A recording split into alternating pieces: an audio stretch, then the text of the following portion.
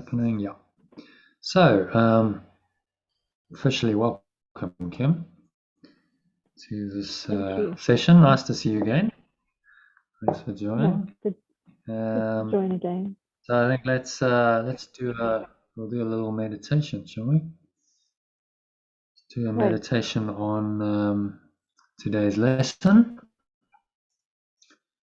And there might be a couple of people joining us as we go, but I will put my speakers on mute so I won't do the doorbell ringing thing. So yeah, just making yourself comfortable, sitting back straight, clap your hands in your lap, close your eyes, and start off by taking a nice deep breath in through the nose. And breathe in, notice how the stomach rises and the chest rises, and subtle flow of air in through the nostrils, clenching the sphincter muscle. You draw the energy up into the crown of your head, pausing at the top of the inhale.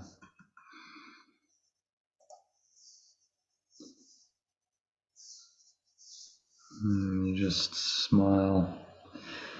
So just scan your mind. Today's lesson is all about sickness. So look for any forms of sickness. Any thoughts about sickness, belief in sickness, belief in the weakness, the frailty of the body.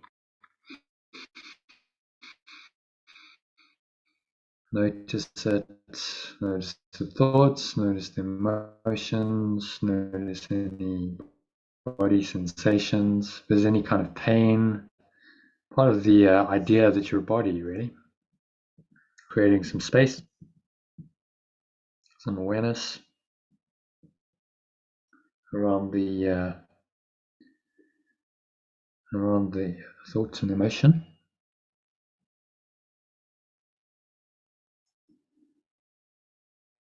Just to create some space, some light. Full maximal inhale. Remind yourself that sickness is a defense against the truth.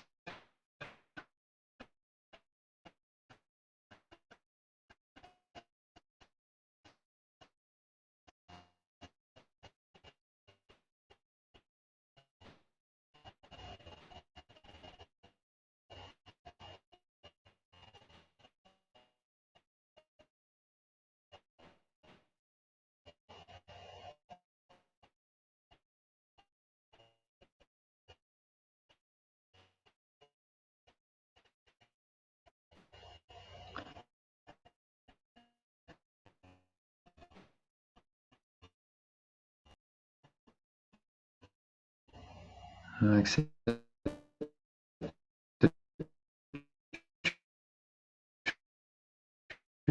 truth of what I am, and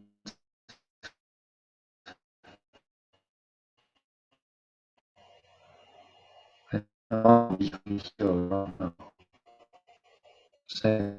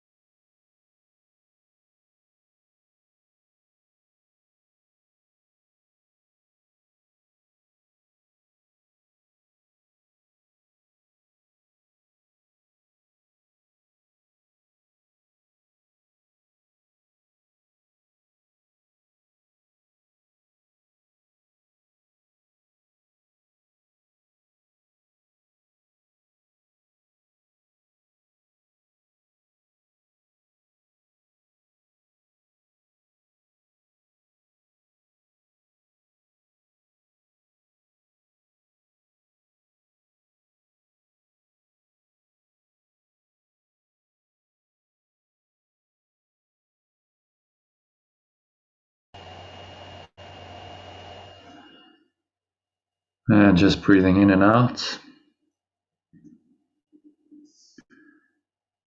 Deep, slow.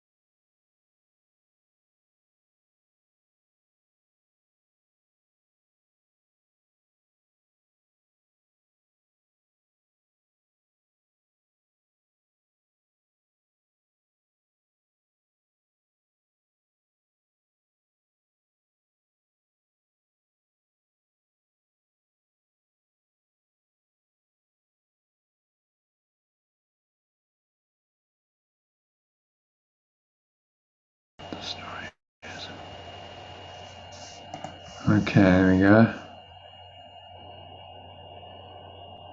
Hi, Kim.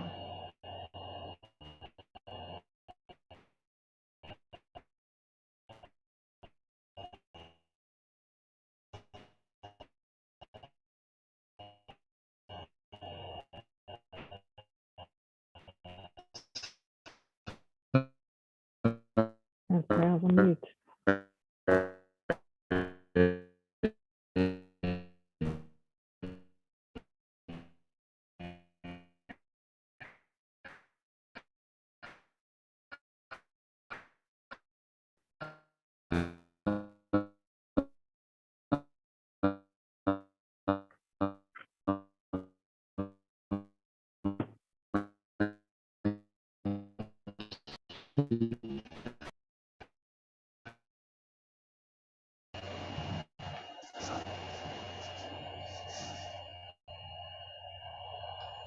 Okay, so I keep dropping out. Can you hear me?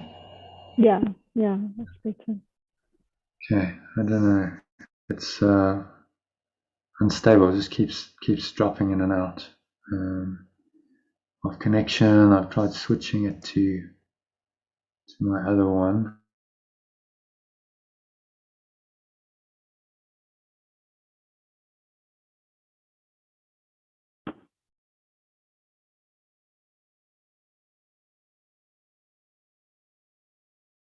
you. All right, so making yourself comfortable.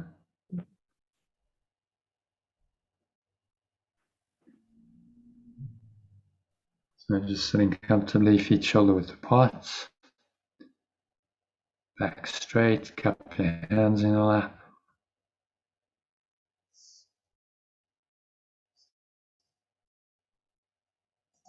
Close your eyes.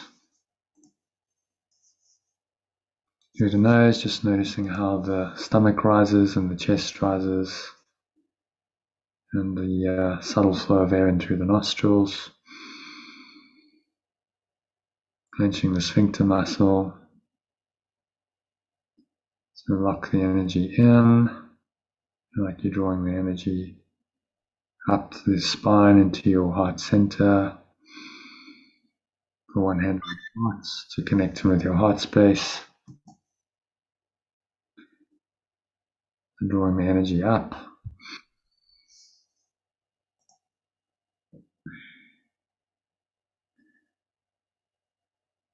So, Iona, we're just doing a meditation. We just started. If you want to join in, we'll do a med.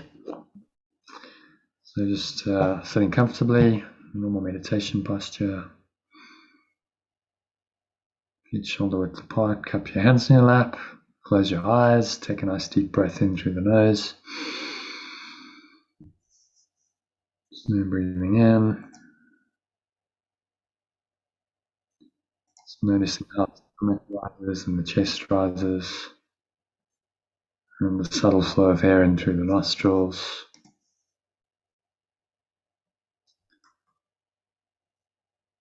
And this warm wave of energy rising up to your heart center. You can put one hand on your heart, just connecting with your heart space. And just feel the energy flowing up into the crown of your head. Pausing at the top of the inhale, smile. So just observe your mind, and your mind for any thoughts of sickness, death, limitation, lack, any fear thoughts, any anxiety, any anger. Actually, the sickness starts in the mind. And then to counter this, just you breathe in again, create some space, some light around this thought, emotion, and sensation.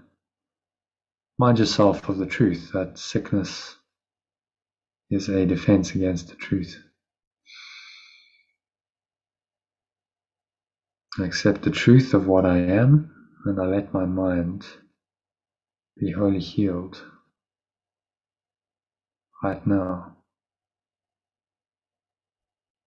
Powerful affirmation of truth, statement of your true intent. So on that truth, exhale. And exhale, you have a sense of releasing, letting go of all negativity, dropping it all into the nothingness it really is. Pull the lower stomach into the spine. Expel the last remaining air out. And you just rest. Rest in the peace and the stillness. Come from letting go. Deep abiding rest and comfort await you beyond the illusions of sickness. So again, sickness is just a defense against the truth.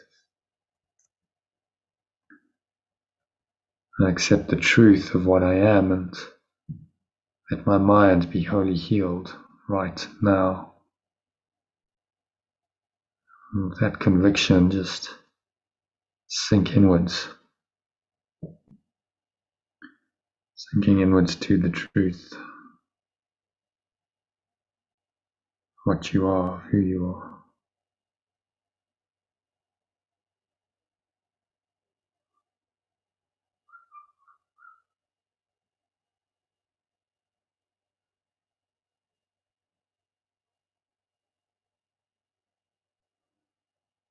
So nowhere else to go, nothing else to do, nothing else to think about.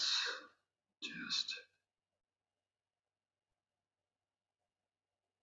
breathe, relax, and be still.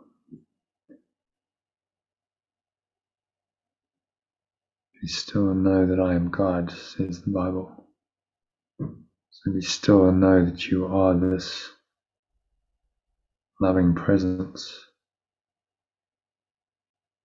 beyond all illusions, which is the title of our text reading tonight, beyond all illusions. Lies the simple truth of who and what you really are.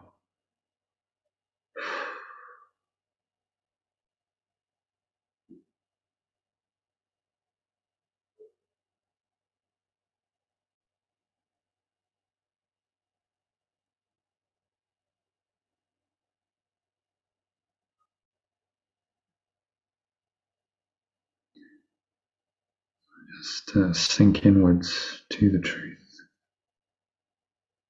who and what you really are. There's nowhere else to go, nothing else to do,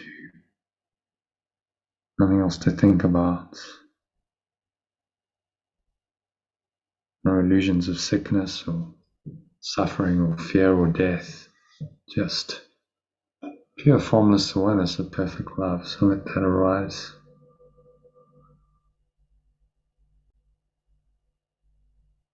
In your mind and your heart. Just observe the breath. Watch the breath flowing in and out through the nostrils.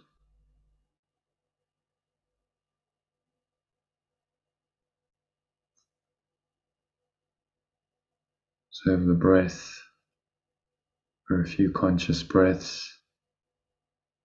Observe the subtle sensations in the nose, the nostrils, and the area just below your nose, between your nose and your upper lip.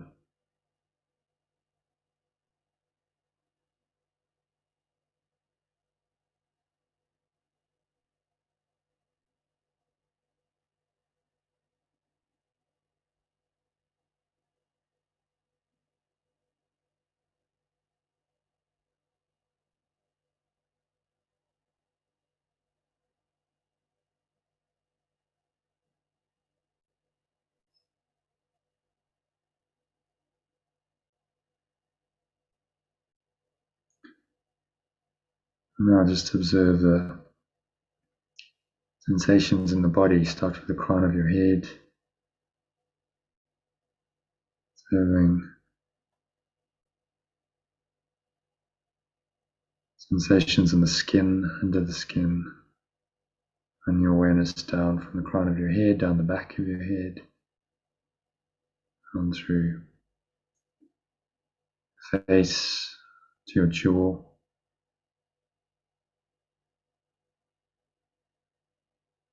Just being aware of whatever the sensations are. Might be a sense of tingling, prickling, itching, and you just observe equanimously. No attempt to try and change anything, to fix it, to name it, to label it. You just observe as the pure witness. Just noticing sensations in your neck, in your shoulders, moving into your shoulders, feeling a heavy, warm sense of relaxation flowing through your neck and your shoulders.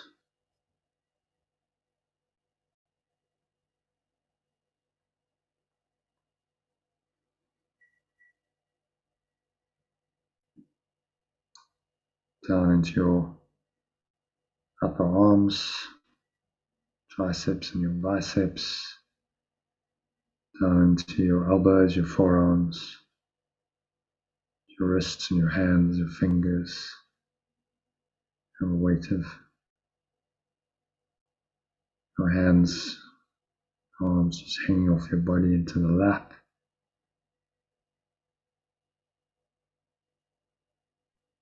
And your awareness all the way back up from the tips of your fingers to your hands, your wrists, your elbows, forearms, triceps and biceps.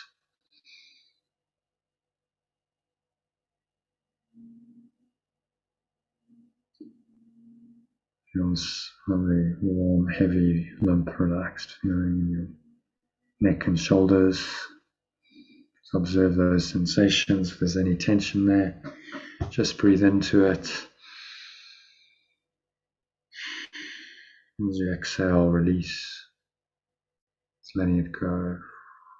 The breeze of your breath. So nothing as it really is, getting more and more relaxed with each breath. Sinking a bit deeper each breath into the stillness, quietness that awaits you.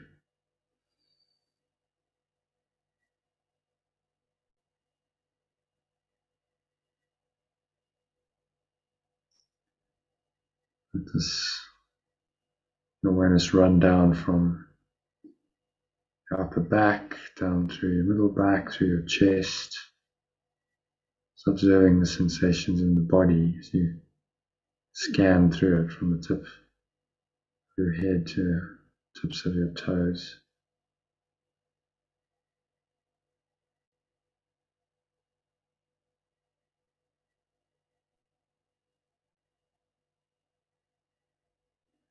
Let this awareness run into your lower back, your stomach.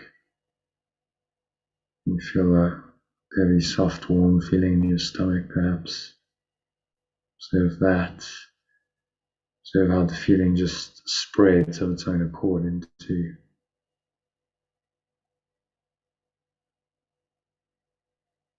your groin, through your buttocks, down to your upper thighs, quadriceps.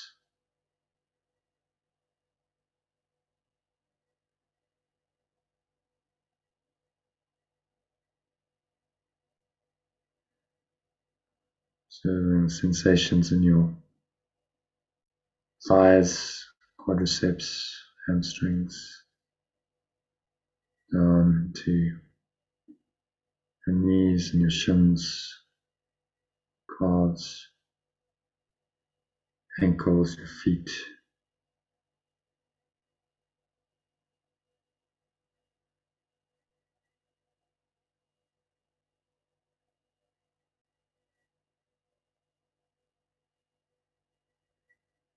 Let this where the sensations flow all the way down your knees into your shins, your calves,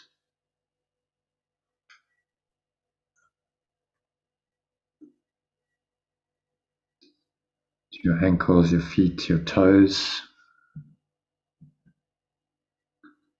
So your whole body from the crown of your head to the tips of your toes is limp, heavy, warm, relaxed, peaceful. Keep some awareness in the breath. So watch the breath flowing into the nostrils.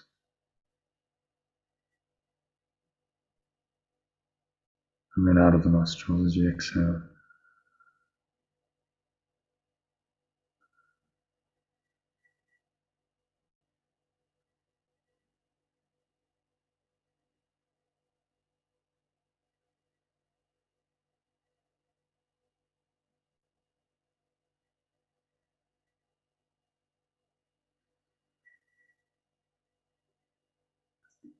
Now run your awareness all the way back up from the tips of your toes, through your feet, your ankles, to your shins, your calves.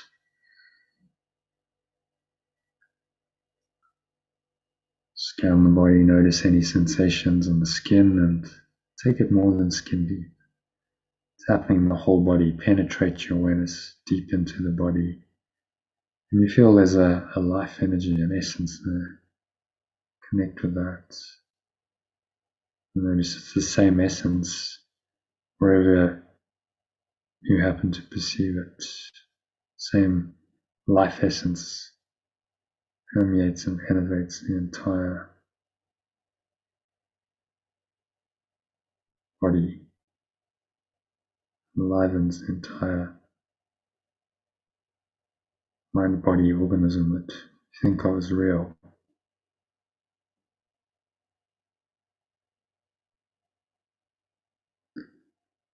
And also awareness flowing up into your buttocks, through your groin, buttocks, to your lower stomach, lower back, to your chest, your heart center. Put one hand on your heart. That helps you. Just connect with your heart space.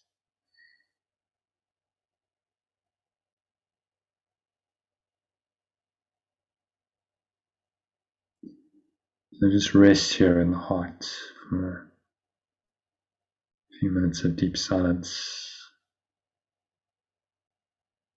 Keep watching your breath, breathing in and out through your nose, your nostrils. Notice that. Just keep your mind clear, calm, empty, open, but aware.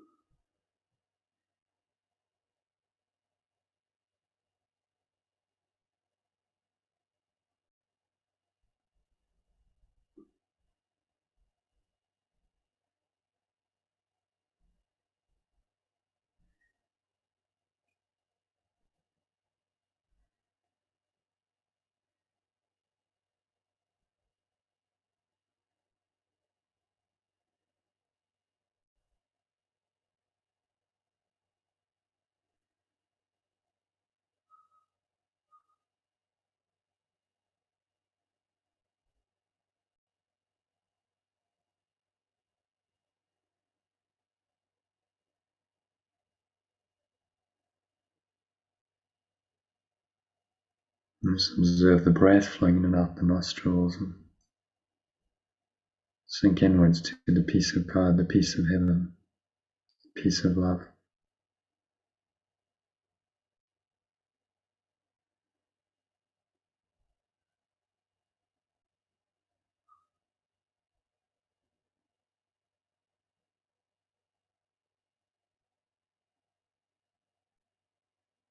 Nowhere else to go, nothing else to do, nothing else to think about. Just spend a few minutes in peace, joy, bliss, and allow this deeper awareness just to arise. Just remain in this awareness, and it is complete and whole unto itself. You need do nothing. Just sit in this awareness, bask in it, enjoy the experience. This is pure formless awareness,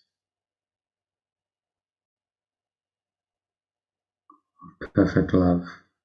This is your true reality, your true identity. No sickness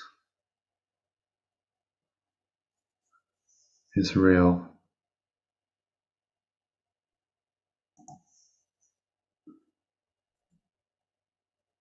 Remind yourself that sickness in any form is just a defense against the truth.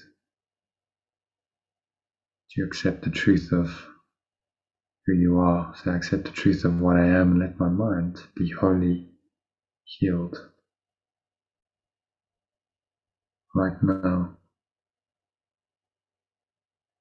And then just let go and let God sink into this deep experience of peace,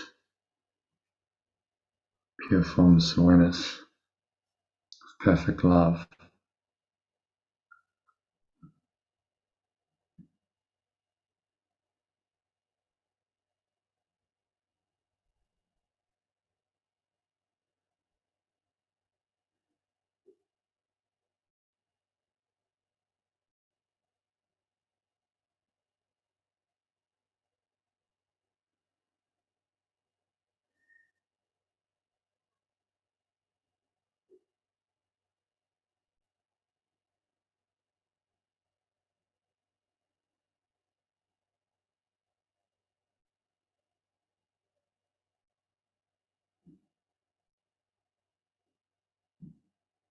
And just rest in the deep peace and stillness.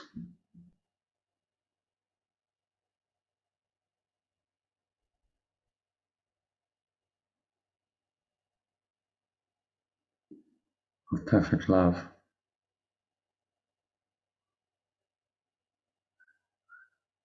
Enjoy the experience of it for a couple of minutes of deep silence.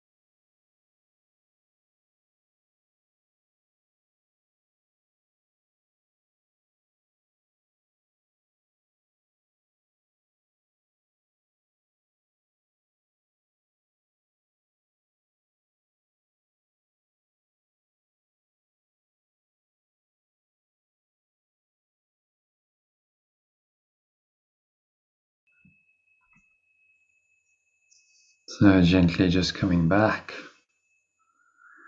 this deep state of awareness into awareness of the body,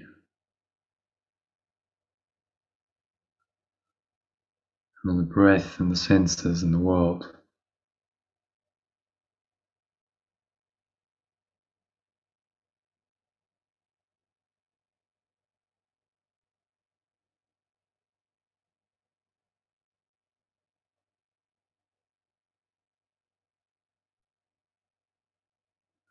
On the count of 3, you're going to open your eyes. So 1, just breathing in, and noticing how the stomach rises and the chest rises, and cell flow of air in through the nostrils. Clenching the sphincter muscle, locking the energy in, drawing the energy up the spine into your heart center, drawing it all the way up into the crown of your head, pausing at the top of the inhale. Okay, and scan your mind. Notice any thoughts, any emotions, any physical sensations associated with them going on for you.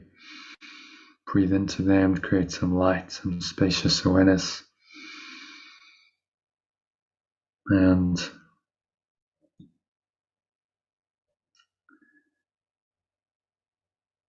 remind yourself, whatever's going on, anything that's not perfect love, it's a form of sickness. Remind yourself that sickness is just a defense against the truth. And you do not want it. Rather, I accept the truth of what I am, say that to yourself, and let my mind be wholly healed right now. Exhale from the truth of that.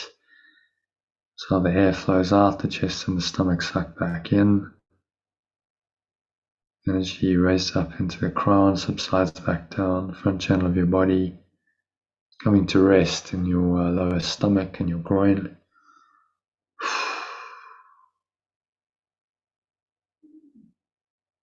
The weight of your body pressing down into the chair, your feet touching the ground. Noticing what you're feeling and touching. There's a subtle taste in your mouth, smell in your nose. Notice what you're hearing in the surrounding environment.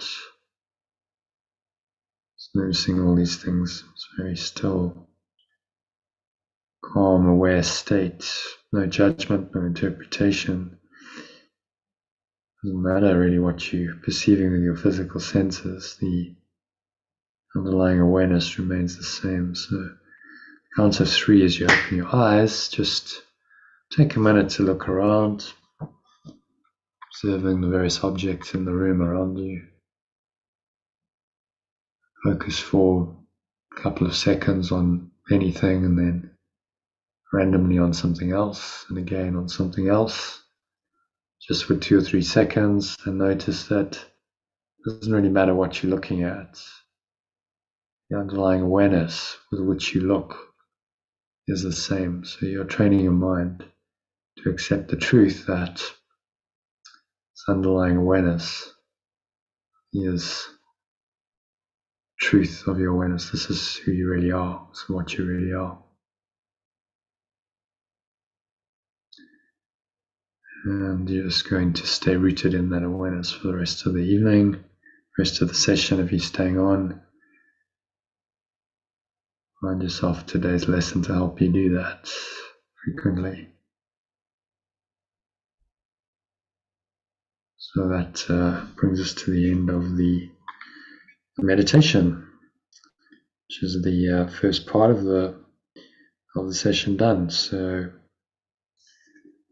Kim, if you need to leave now, you can, or you can stay and do a bit of reading and discussion and translation if you want to.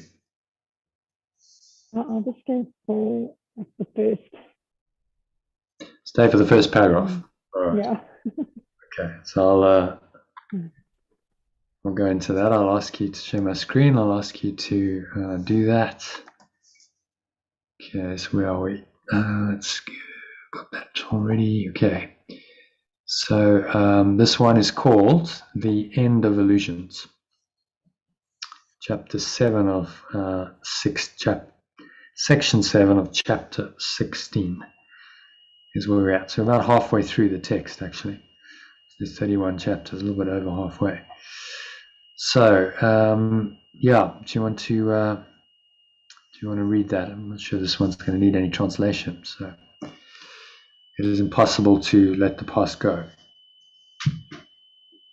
It is impossible to let the past go without relinquishing your special relationship. And a special relationship is an attempt to reenact the past and change it. Imagined slights, remembered pain, past disappointments, received injustices and deprivations, all intent in a special relationship, which becomes a way in which you seek to restore your mended self-esteem. A basis that you have for choosing a special partner without the past. Every such choice is made because of something evil in the past to which you cling, which must someone else atone. Okay. I don't think that actually needs any translation, but any thoughts on that?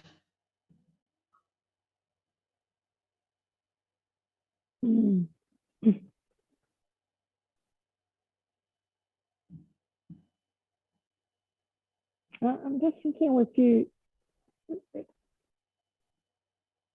if one or the ego wants their special relationship to reenact the past and change it, I'm just thinking of practically, well not practically, but how it isn't acted in life. So one's choosing that special relationship to get away from something that one doesn't want. So I'm believing one wants a special relationship based on what that person has got to offer, because you feel you're lacking something. Maybe, but I'm just thinking, so I guess you might not realize what it is in the past that's evil. That's what it looks like. Yeah. Can you hear me better, Aaron? Yeah, I think it's your earphones. So it's got that like muffled. Yeah, because you use those as your speakers as well, don't you? Yeah. As your microphone as well. Yeah.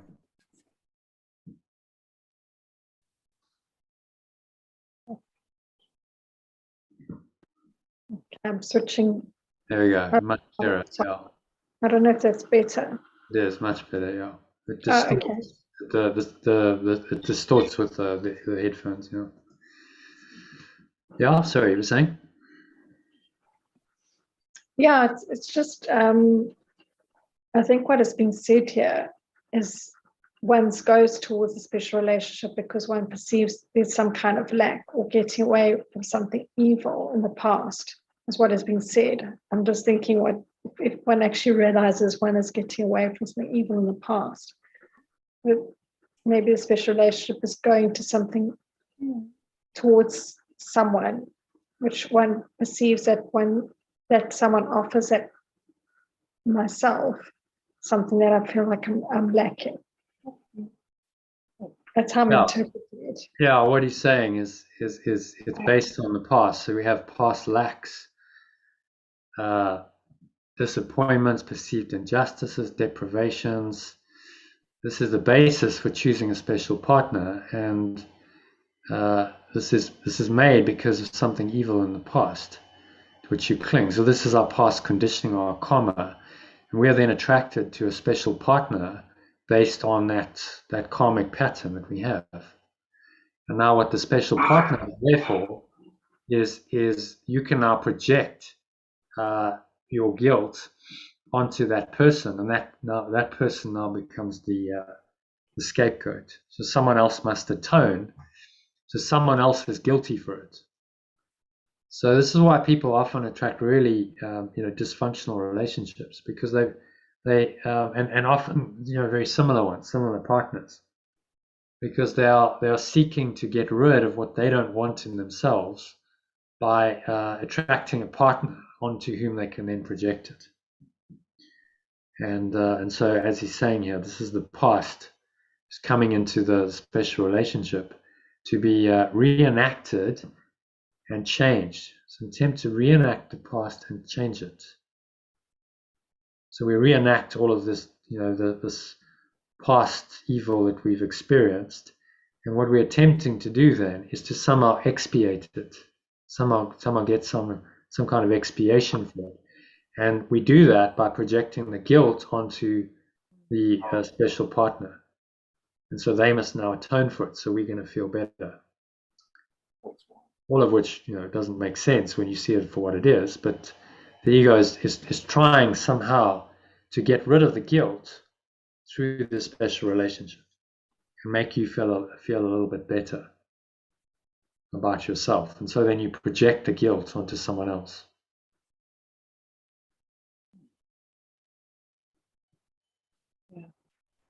But if someone isn't aware of like what this course is teaching, they won't know that at all. I think one just believes that a special partner is going to bring. Yeah, well, it's an illusion that the special partner is somehow, you know, going to bring you salvation. But actually, the ego is bringing you the special partner so that you can indulge in all of this dysfunction and project your own karma onto them, which is how how the special partner must atone for your guilt, for your sins. And so we pick someone who we can project onto, and then it's a relationship based on hatred, evil, hatred, anger, fear. All of that comes into it because you're projecting out what you don't want to see within you onto the special partner. Mm-hmm. So it becomes a special hate relationship, yes, rather than a special love relationship. And you know, we've all had them. It's very destructive, very, very disturbing to your peace of mind.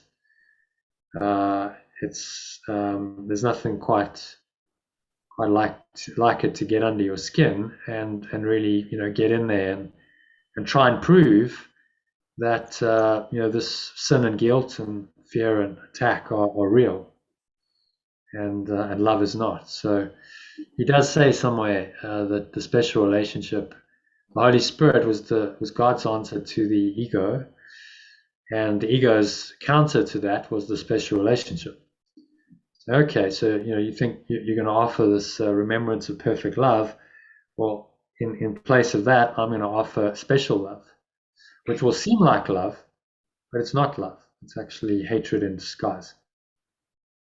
But it seems to fool most human beings on this planet, because the search for that special relationship is one of those things that drives people through their lives, looking for some kind of salvation in a special partner.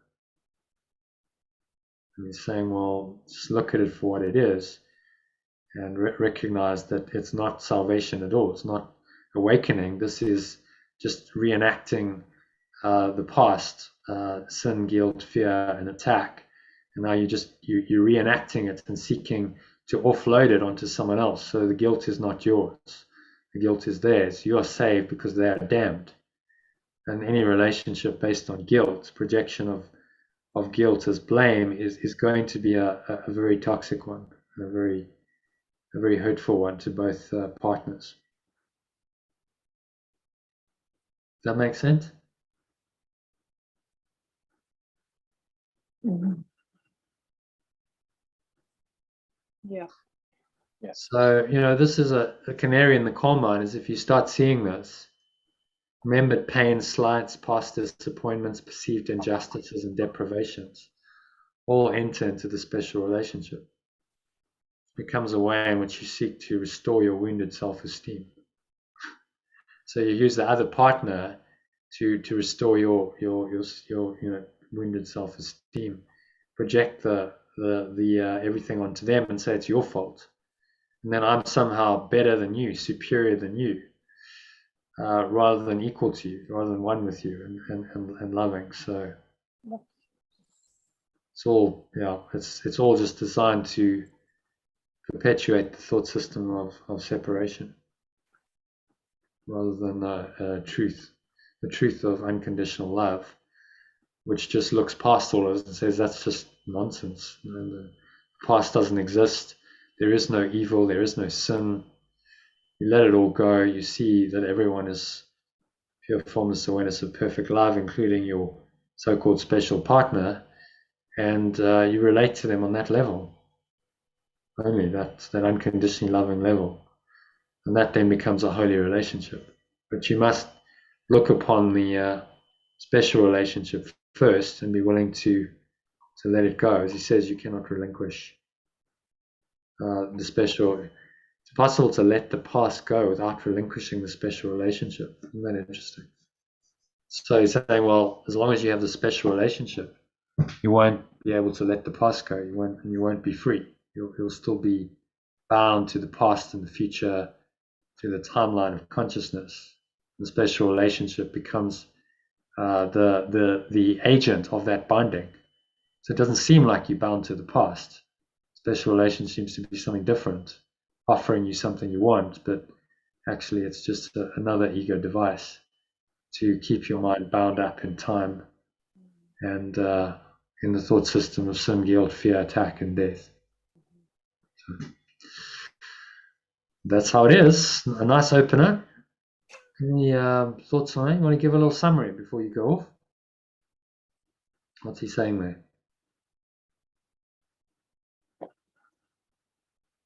One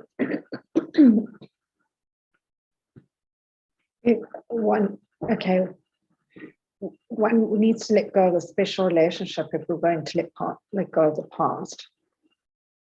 Because that seems to be why you go towards a special relationship, because it's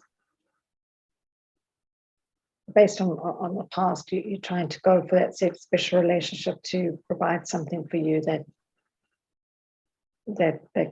kind of you've got this expectation that this person can atone for you based on your past. That something happened that was evil. Yeah, so somehow that this is going to relieve you from your guilt and all the sin and the evil of the past, and then you do that by trying to project it onto the other person. That's the ego's version of salvation. Projection of guilt as blame and attack, and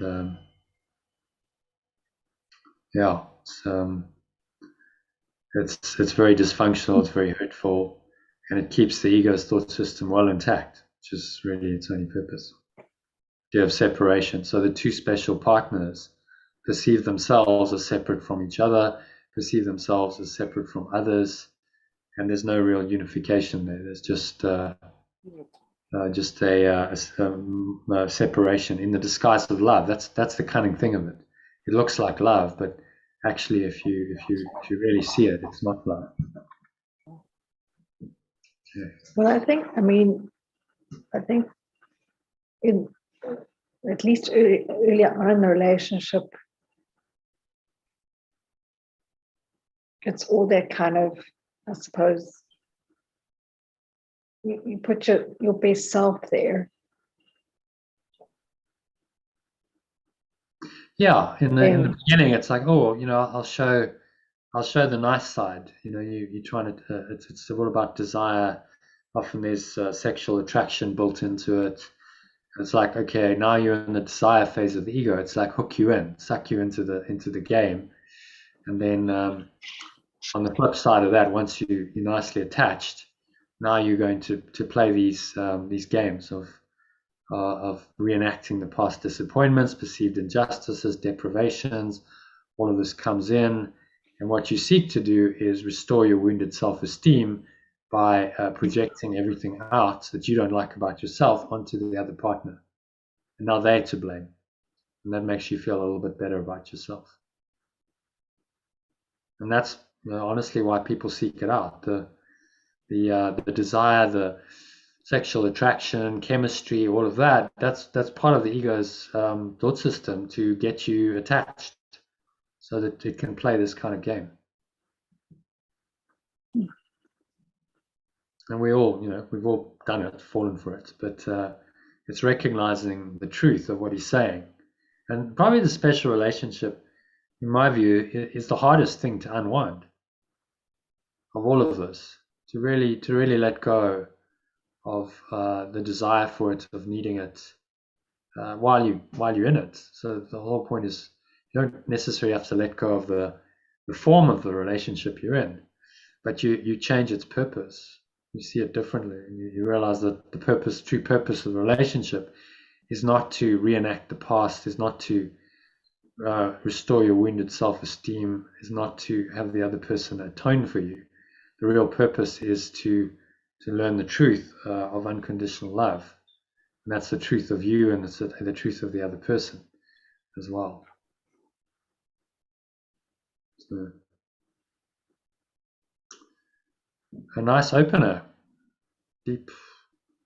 There's a lot in that, and that's just the start. There's 12 paragraphs. So happy to move on to number 2. Kim, happy to move on? For me. Yeah.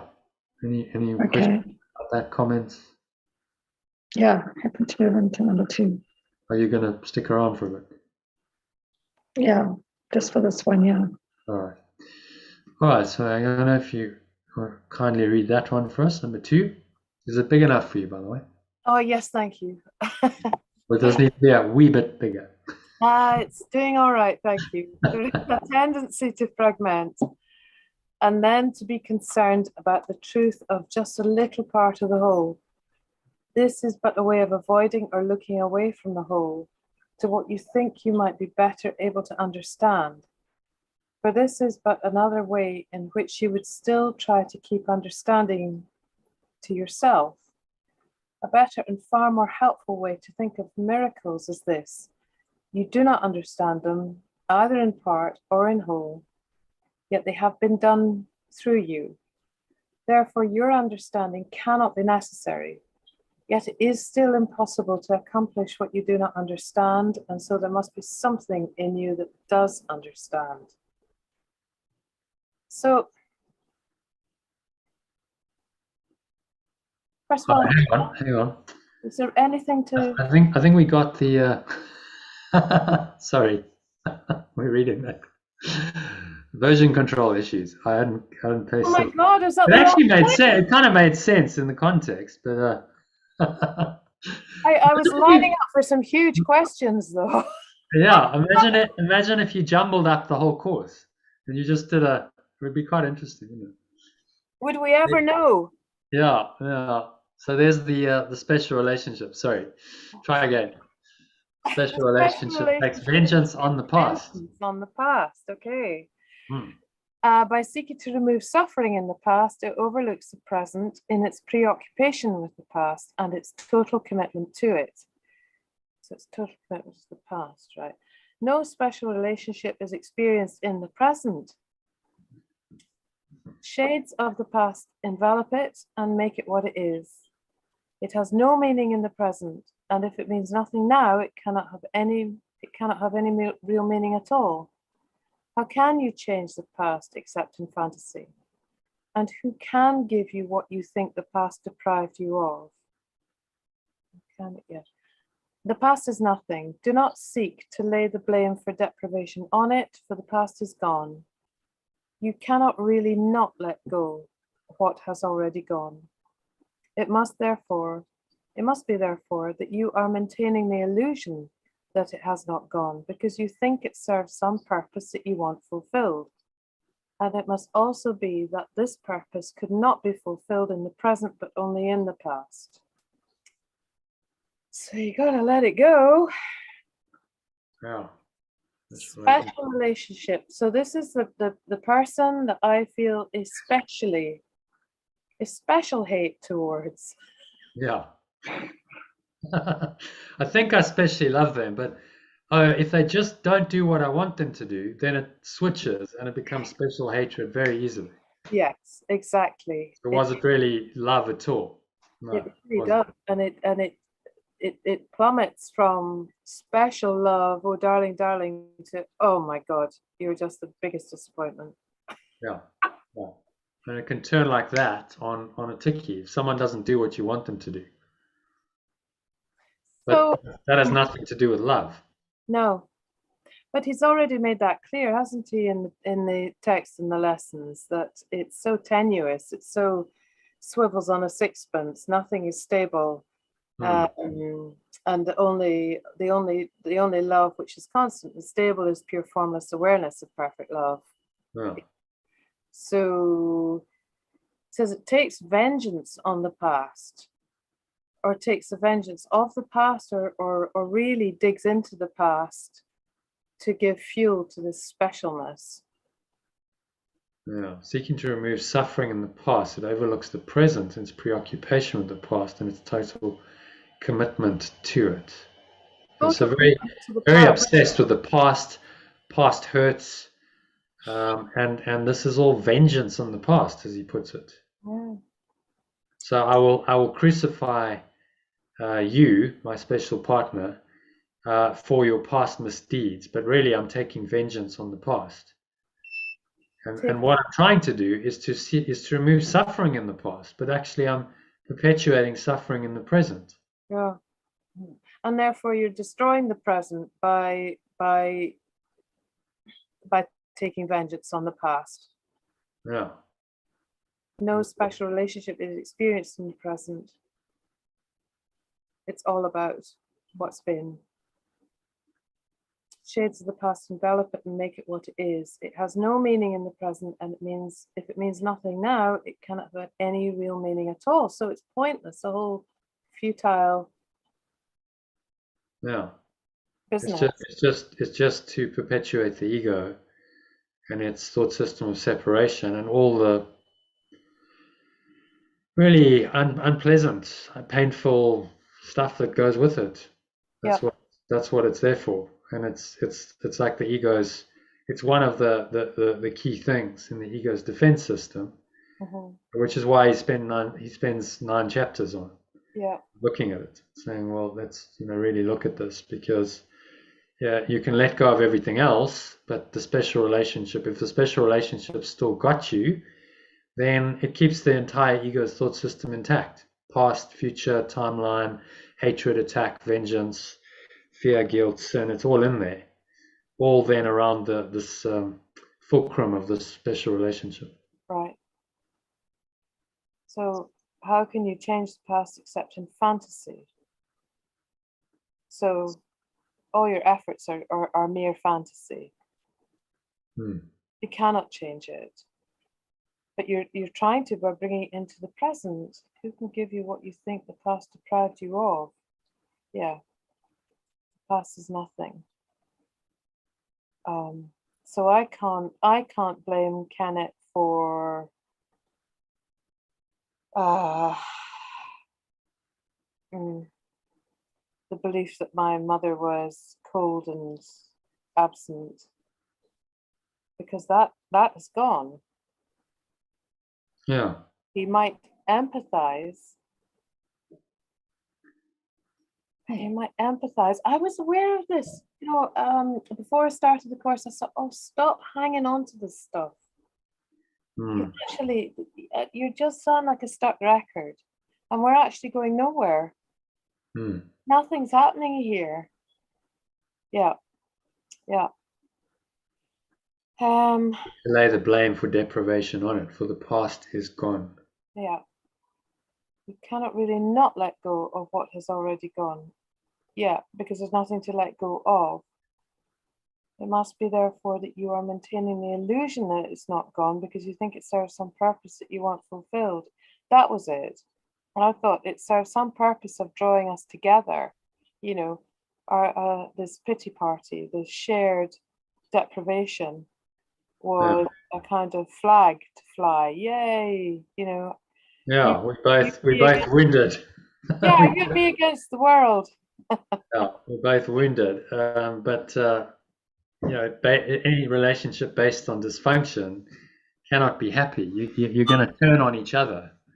Might have a temporary allegiance, but sooner or later, then you turn on the other person. You go, it's your fault that I'm so miserable, Yeah. and depressed and whatever. And so, as he says, we seek to atone for the past in the present through this special relationship. Good. Must also be that this purpose could not be fulfilled in the present, but only in the past.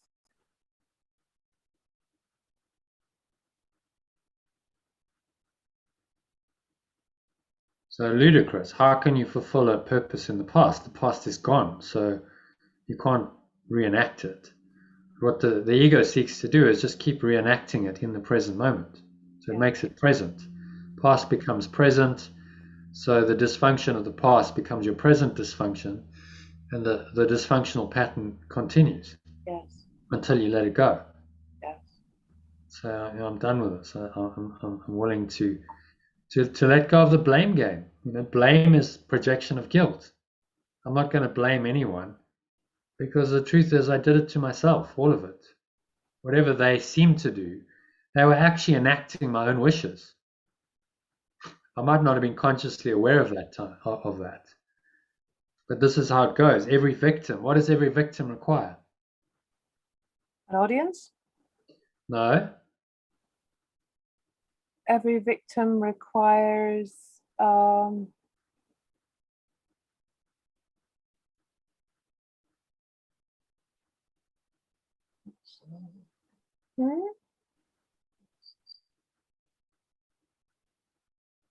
don't I'm know. struggling with this one.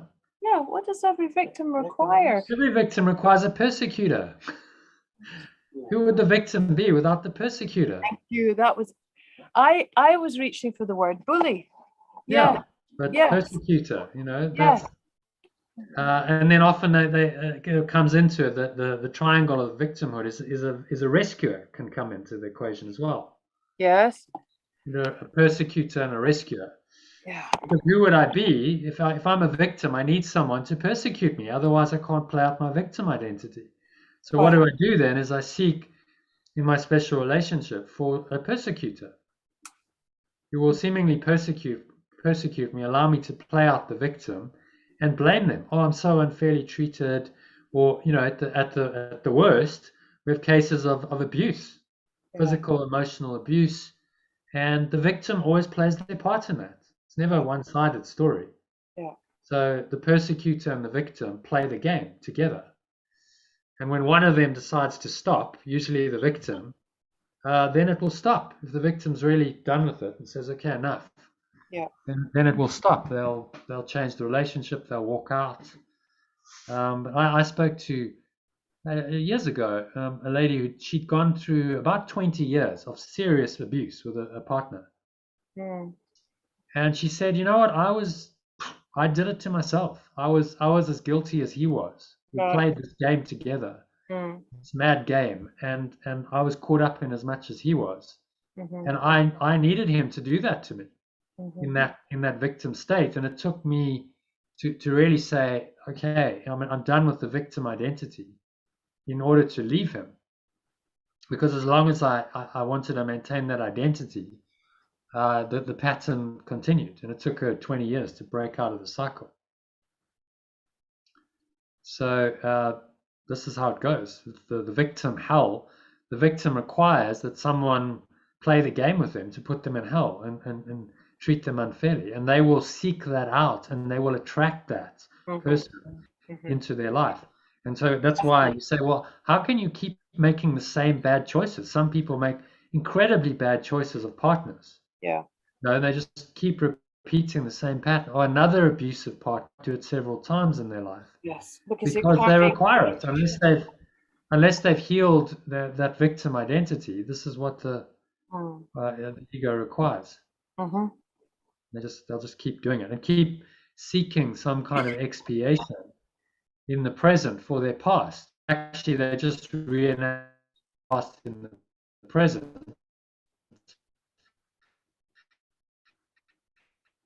And the pattern continues and gets more and more deeply entrenched, and is more tolerable. It's like, okay, like I just cannot live like this anymore. Maybe then, when the pain's enough, they're willing to let go of the special. Say, I don't need this anymore. I'd rather be on my own than have this hell. And maybe I need to be on my own just to heal. Go through a time where I'm really letting go and doing the spiritual work on my own, without a partner who tempts me to play out these patterns, because that's what a special partner does, doesn't it? Doesn't he or she tempts you to go, oh, okay, now I can play the game again, projection. So all good stuff. So do you want to give a little summary of that? What's he saying in summary? Right. Oh yes, it's not the vengeance on the part. Well, with the special relationship occupies the past, is totally preoccupied with the past, and therefore totally occupies the present, so that no special relationship is experienced in the present. It's all about the past. It has no meaning there. It really has no meaning at all. But the mad idea is, who can give you what you think? You think that person can give you what the past deprived you of, but the past was nothing. So crazy circularity to it. Yeah, you make an illusion real, and then you try and fix the illusion through the special relationship, but it was an illusion. It never happened. Yeah. How can you try and atone for what never really happened? Yeah. So this is the Holy Spirit's logic, just undoes all of this. It says it never really happened. So why are you trying to make the past real? Why are you trying to atone for it through this mechanism of the special relationship? Just let it go. It never happened. Past is over. It's gone. It was a dream, but was never real. Show me the past. What can you see in the? It's interesting. You say, show me the past. You can't. There's no evidence of the past. It's just a memory. Show me the past. Doesn't exist. Can't.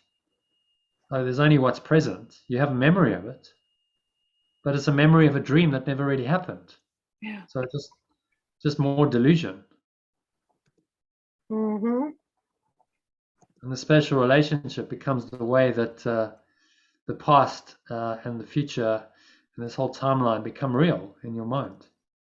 The ego uses the special relationship to maintain the past, as he says at the start here. You cannot let the past go without relinquishing the special relationship. Okay, good. All right, happy with that one? Yeah. We haven't needed any translations so far. No.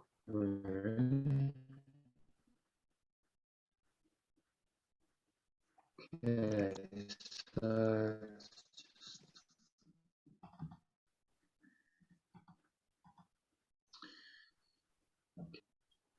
so number 3.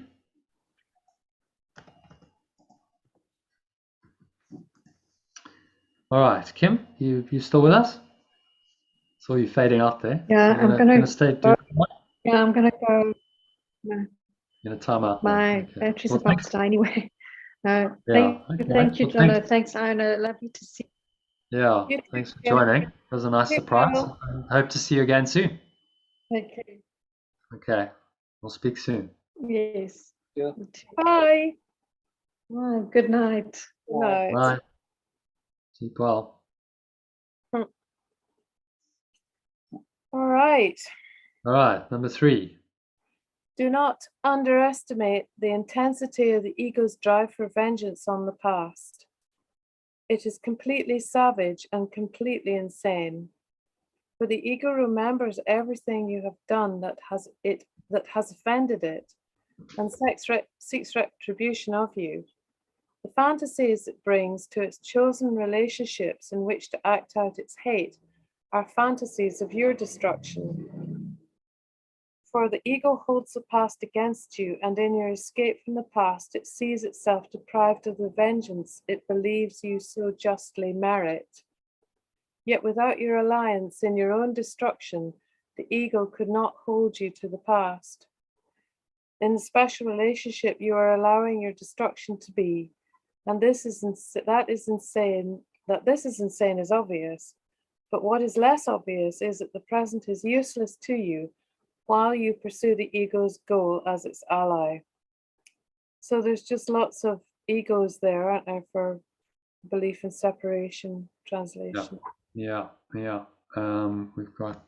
I did a bit of this. Let's see. 3, I think. Did I do this special relationship? Yeah. Number 3. There we go. Okay, so there. So yeah, I just read. I put in the changes. I think those are the only translations, but read it through, and it's. Do not underestimate the intensity of the belief in separation's drive for vengeance on the past. It is completely savage and completely insane. For the belief in separation remembers everything you have done that has offended it, and seeks retribution of you. The fantasies it brings to its chosen relationships in which to act out its hate are fantasies of your destruction. For the belief in separation holds the past against you, and in your escape from the past, it sees itself deprived of the vengeance it believes you so justly merit. Yet without your alliance in your own destruction, the belief in separation could not hold you to the past. The special relationship you are allowing your destruction to be, in the special relationship you are allowing your destruction to be. You are allowing your destruction? Yeah, to be, you're allowing your destruction. Special relationship, you are inviting. Yeah. You are inviting your destruction, your own destruction.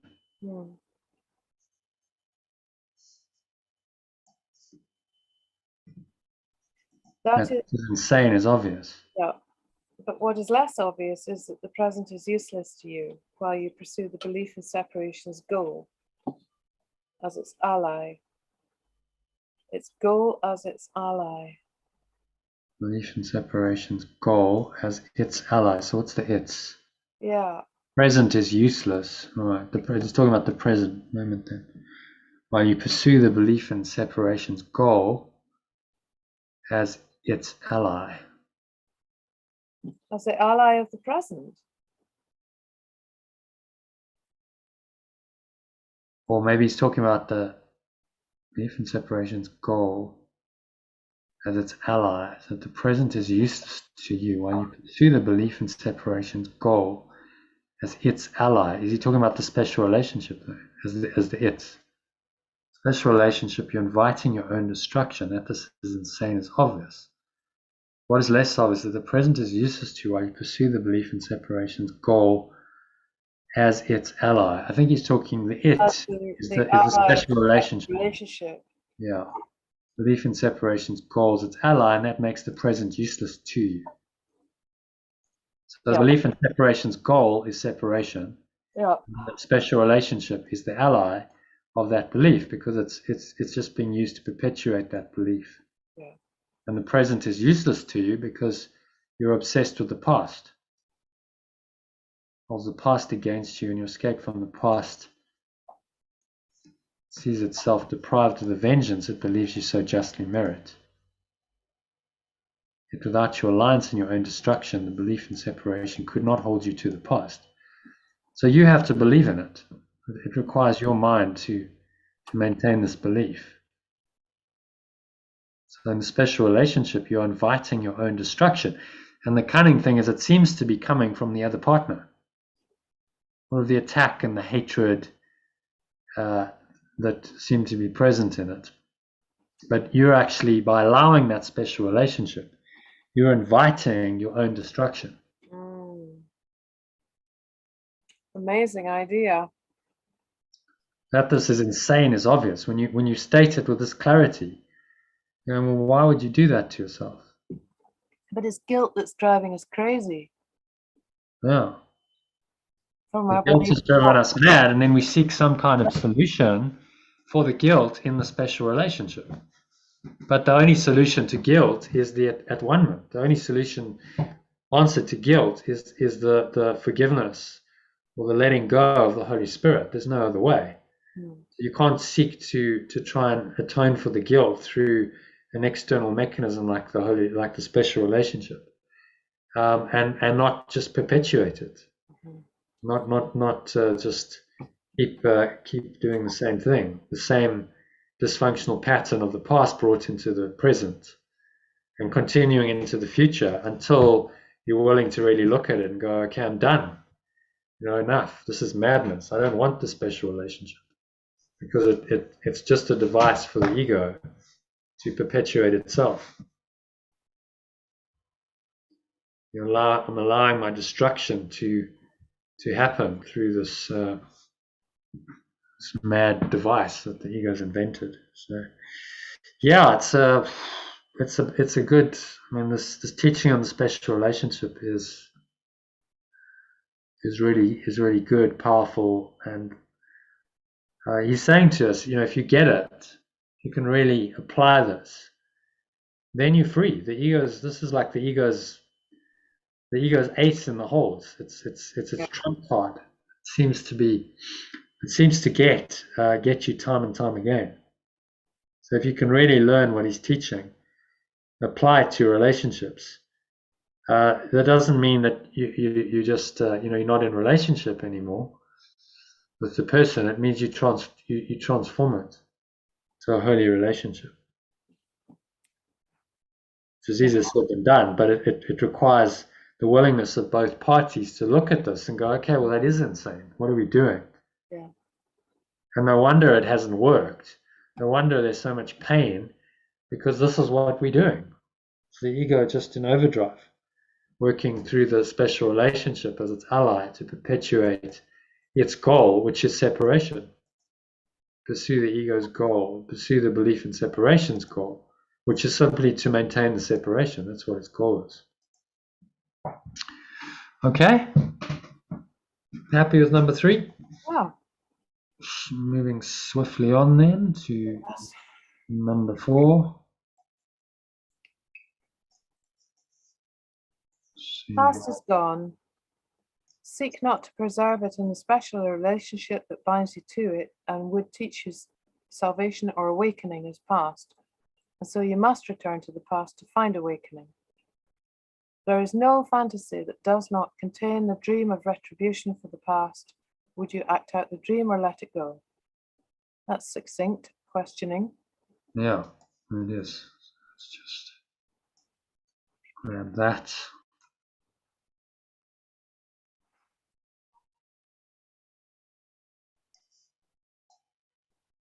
Come on.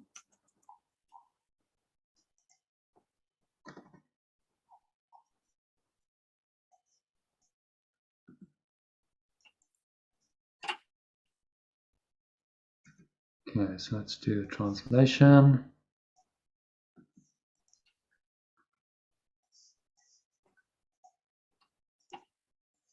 Past is gone, seek not to preserve in the special relation, teach you that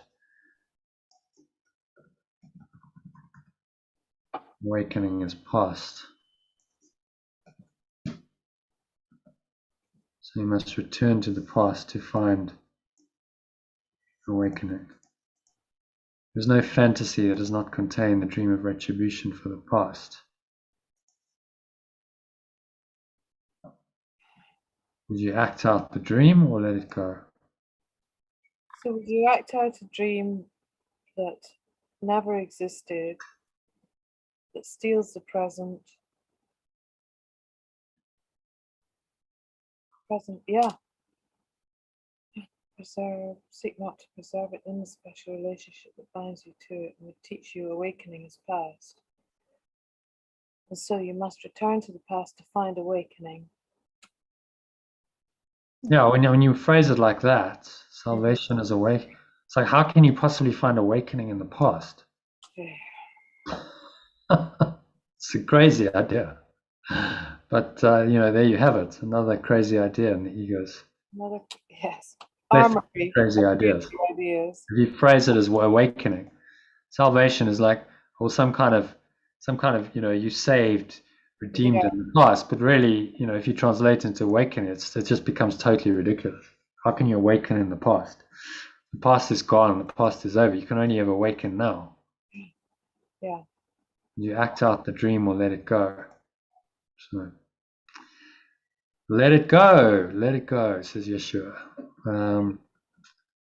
Okay, so that's a short one. Number 5.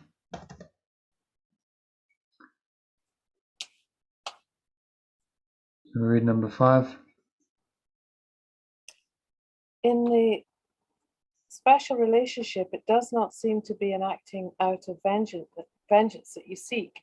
And even when the hatred and the savagery break briefly through, the illusion of love is not profoundly shaken.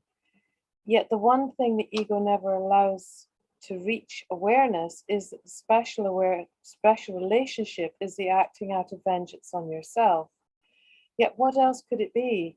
In seeking the special relationship, you look not for glory in yourself. You have denied that it is there, and the relationship becomes your substitute for it. And vengeance becomes your substitute for at-one-ment, and the escape from vengeance becomes your loss. So it doesn't seem to be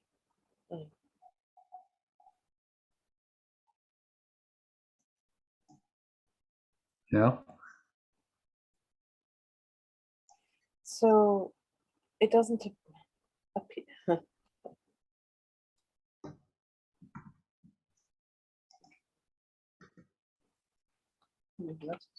It's a deception. It's a huge self-deception, isn't it? That's what I was trying to say, just while the text was keeping still. Sorry. Okay. Just testing you. I know.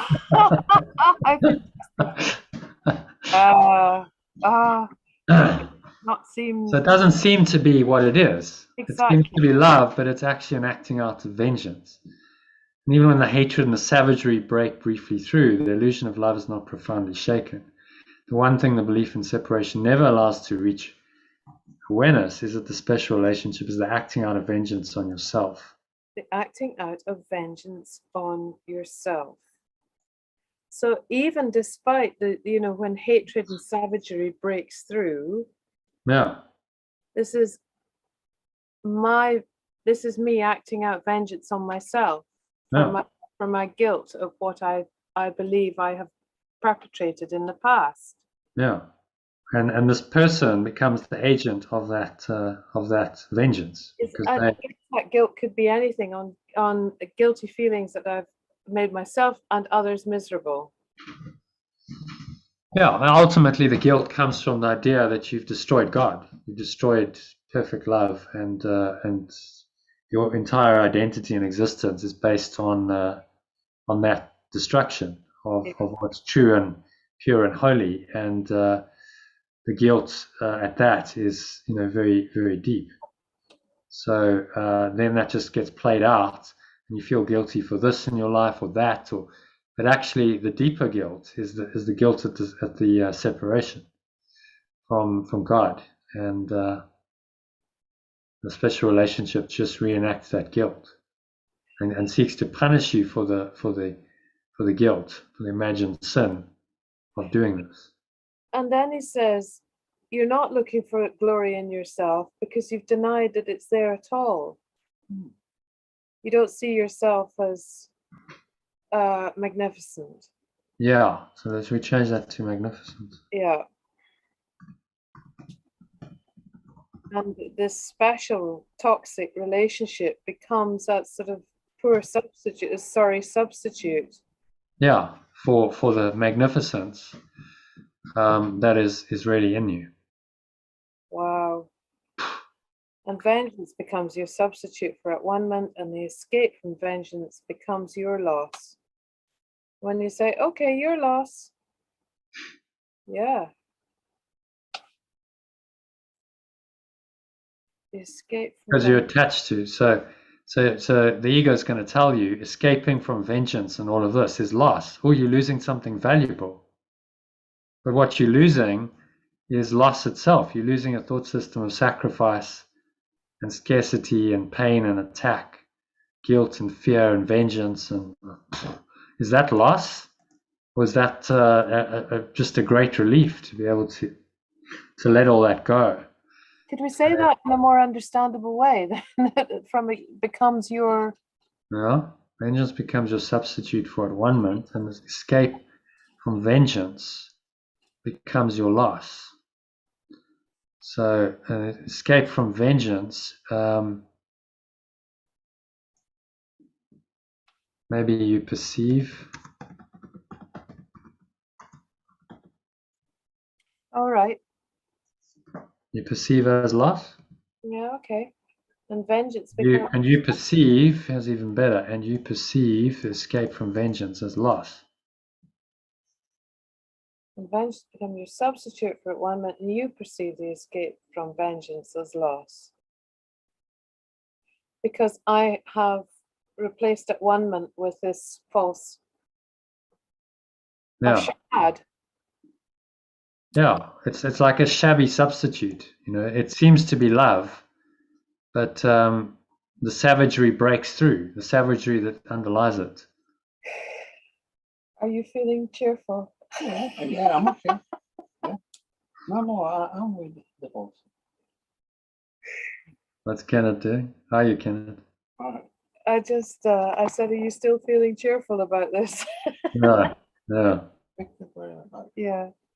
No, it's great you're both listening to this, because if you both become aware of this, you go, okay, well, you know, let's just not use the relationship for the ego's game to play the ego's games. It's just insane.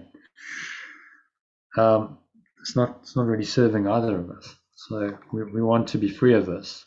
That doesn't mean we have to depart the relationship. You just reinterpret it and say the relationship is for at-one-ment. That's what it's for. It's for your mutual awakening to the remembrance of love.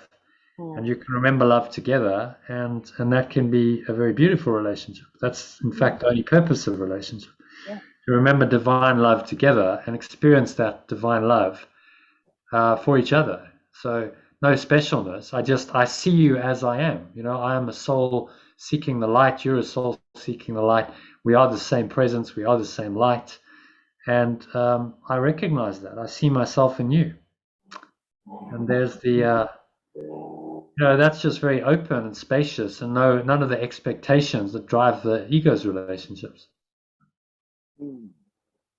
Yeah, I study Alice Bailey and compare, and I feel it's the same vibration. So for me, I got what I want, and I be reminded. Yeah. So would you say the Alice Bailey teachings are similar to this? Yeah, it's a remind clock to be awake and receive from everything in the world can be something we need to pick up. Yeah. Even if some bomb is there, if you said something, maybe it's the most fantastic. We don't know. We don't. Yeah. So it's good to be open up in mind. Absolutely. This is lovely because I see progress in myself, and I see joy, and I'm here for that. Yeah, I must say, it's fantastic. You're unaware, say things in when we are outside and meeting people. It's amazing how you catch them. That means charisma. So it's nice. You are getting and they're honest, more free, and what I say to people. Yeah, just coming. Thank you.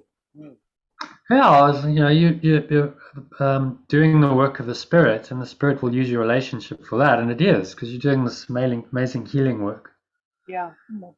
And there's a unity in that. So in doing the healing, you experience the love, you experience that divine love, and it's well, I don't have to tell you, it feels really good, doesn't it? Yeah. But it's way beyond special love. It's not, oh, I love you, my darling, because you're my special one. It's not that at all. Like I recognize in you the divine spirit that is in me, and it's expressing through both of us. And we are equal in that power. We might express it slightly differently on this form. We each have our gifts and the way we express it. But there's no like competition. There's no. It's just I'm the spirit. You're the spirit, and it expresses through us in this beautiful way. And you enter into a flow with it. And you're like, well, you complement each other. And there's no competition. It's complementary, and it's supporting each other and strengthening each other, and that's what the holy relationship is about. So Right. it sounds like you're on the right track. Yeah. Yay! Okay, so Against the Egos, happy with number 5? Yeah, that was a good verse about negating the magnificence. You don't get to see your own magnificence. You put this shabby substitute on the foundation. Yeah, exactly. Okay, so against the ego's insane notion of salvation, the Holy Spirit gently lays the holy instant. So against the belief in separation's insane notion of awakening. Yeah, so I'll just copy that. Translate it as we go. Actually, I think I did it. Just change that. Here we go. I've already done a translation of those. So save some time.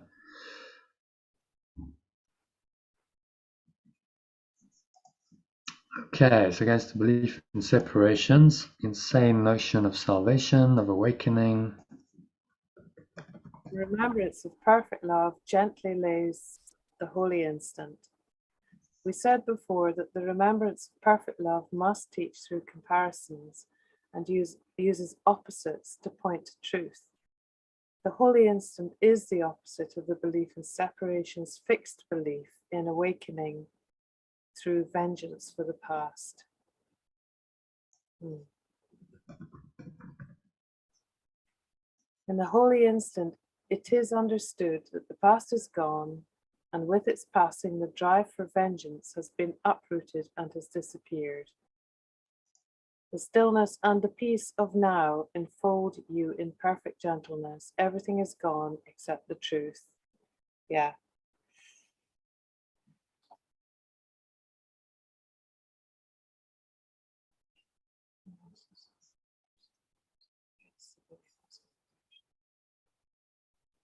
Well, that's the holy instant, the instant of perfect communication. Yeah. Past is gone. The past is gone. Well, how can you have vengeance for the past? There's no past. Yeah. Perfectly logical. There's no past. Well, how can I have vengeance for what never really happened? We can keep it warm. The ego can in us try to keep it warm, but it's been uprooted and has disappeared. The stillness and peace enfolds one in perfect gentleness. Everything is gone except the truth. Yeah.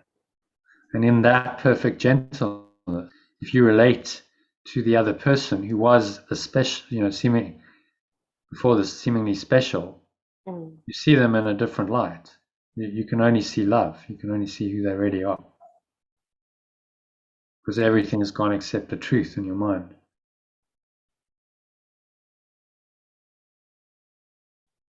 Everything is gone except the truth in my mind, yes. Yeah. With its passing, the drive of vengeance has been uprooted. and has disappeared. So it's worth remembering. He's saying vengeance.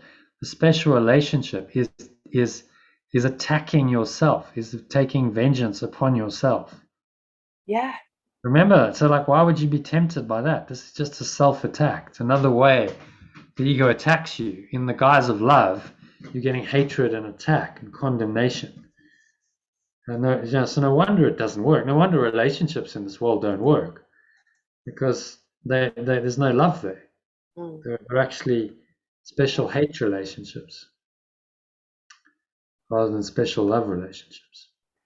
I was thinking about this today, and I was with a guy at university, and a friend of mine really, took me to one side and said, "This guy is bad news. He does this, this, and this."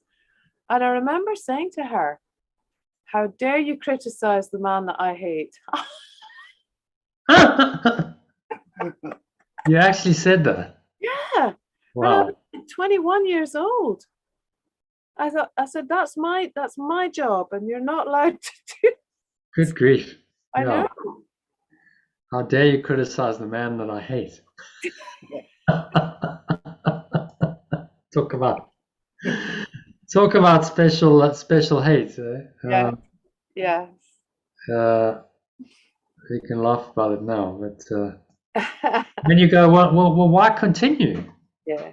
Like, what's the attraction of maintaining in a relationship like that? It was self-punishment for feeling guilty, incredibly guilty. So then you attract. That's why I say, the victim demands a persecutor, which what better persecutor than someone who you're in a special relationship with, who's going to torment you all the time. Well, let's get you shacked up, living together, and then it's like 24/7 torment. Yeah. Oh, yeah. Crazy. Well, for a time, Well, it's just you got to be really thankful that we have this teaching. That Yeshua has given this to us straight. I don't know another teaching in the world that does this. Because okay, let's just like really take the lid off this and really look at this. Special everything, but he's not sparing the special relationship at all. Just like, let's expose it all.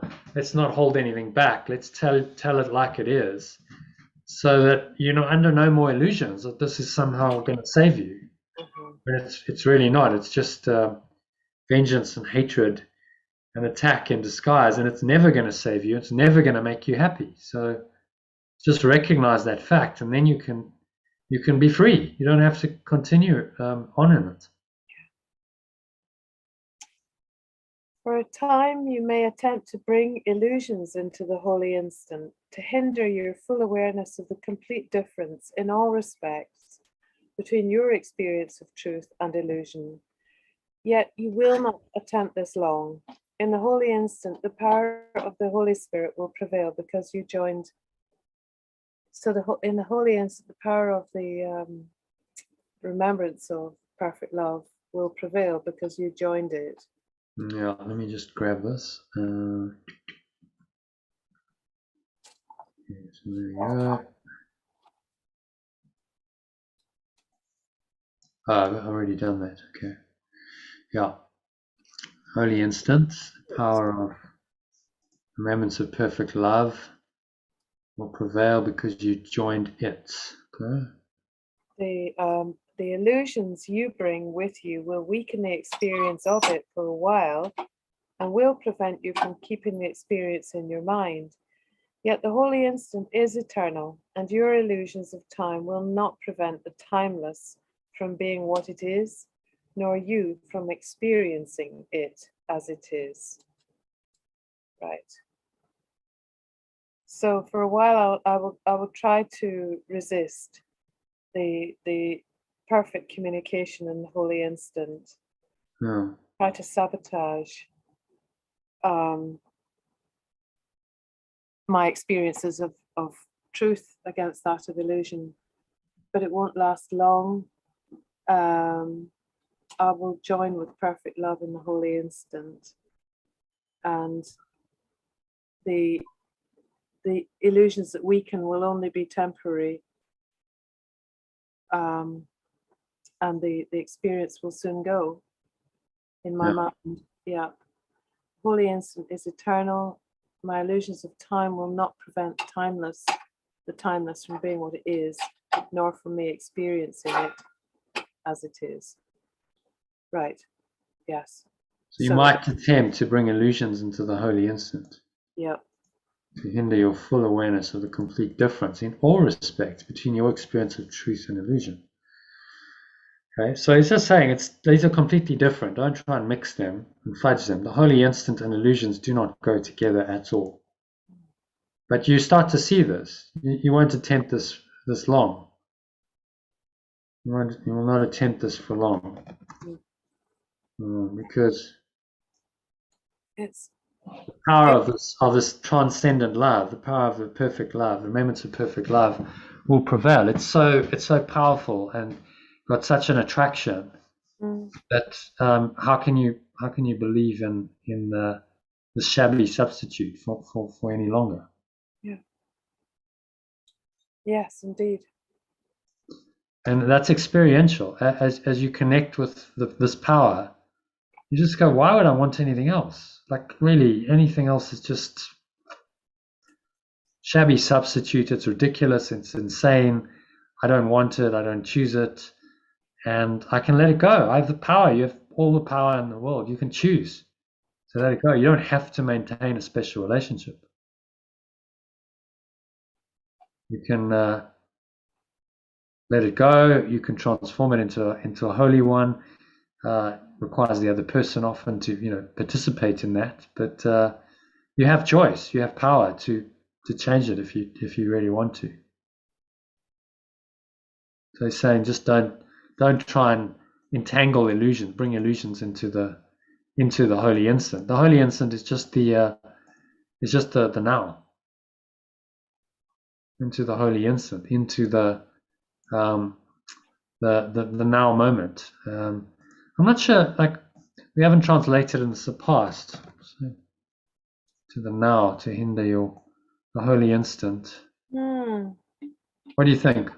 Leave it as holy instant, or to bring illusions into the now to hinder your full awareness? Does holy instant work better? In the now, the power of the remembrance, the holy instant. The power of it will prevail because you joined it. Yeah, this is new for me, this idea of substituting holy instant for now. No. Yeah, we haven't done it before, but it's like, well, is it a better substitute? Is it a better word? Does it make it clearer? I think it is. You think so? Yeah. Time you may attempt to bring illusions into the now to hinder to the holy instant. Into the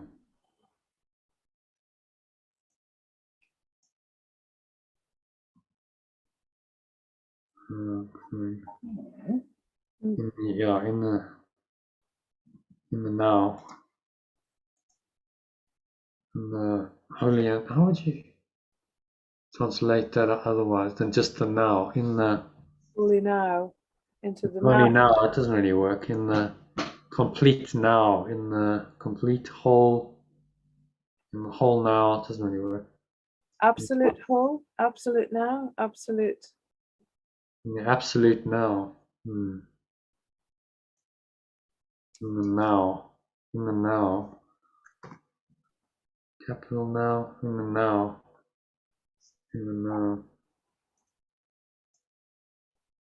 The holy instant. Does that need a capital? Maybe it doesn't. It does.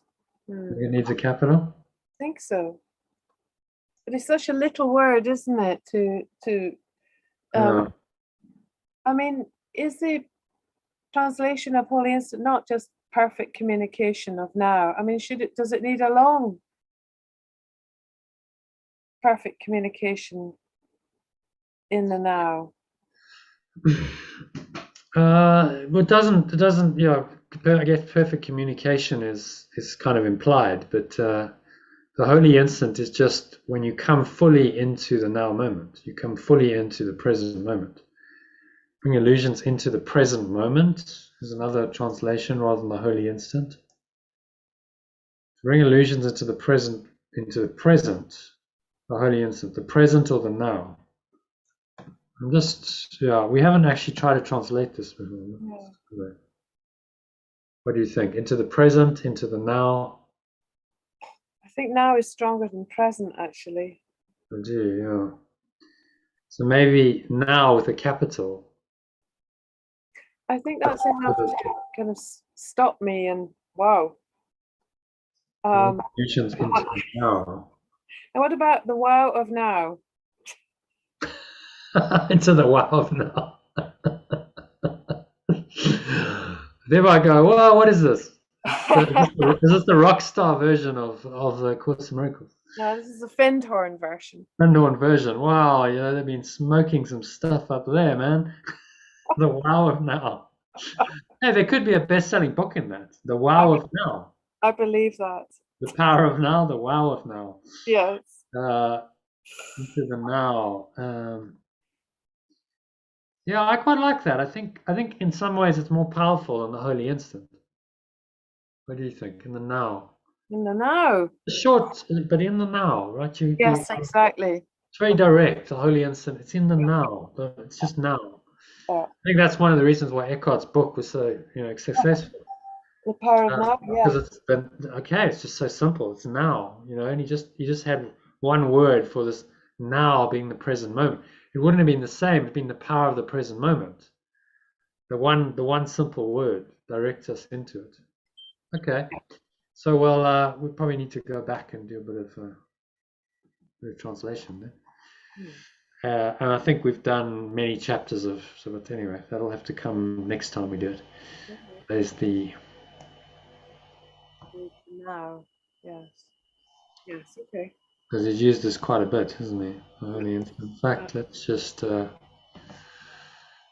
a find and replace story. So replace lesson, holy instant, and now. So replace. Where are we? Where's it gone now? Down there, replace. Oh no, we don't want to do that. So we don't want to Control Z. So find next,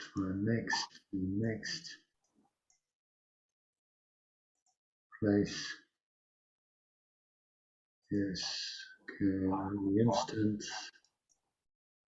Find next. Okay, I think we've done that. So we've gone back and fixed that. So yeah, okay, we have a new translation then into the dictionary that we use. The now, the holy instant has become the now. Power of the remembrance of perfect love will prevail because you joined it.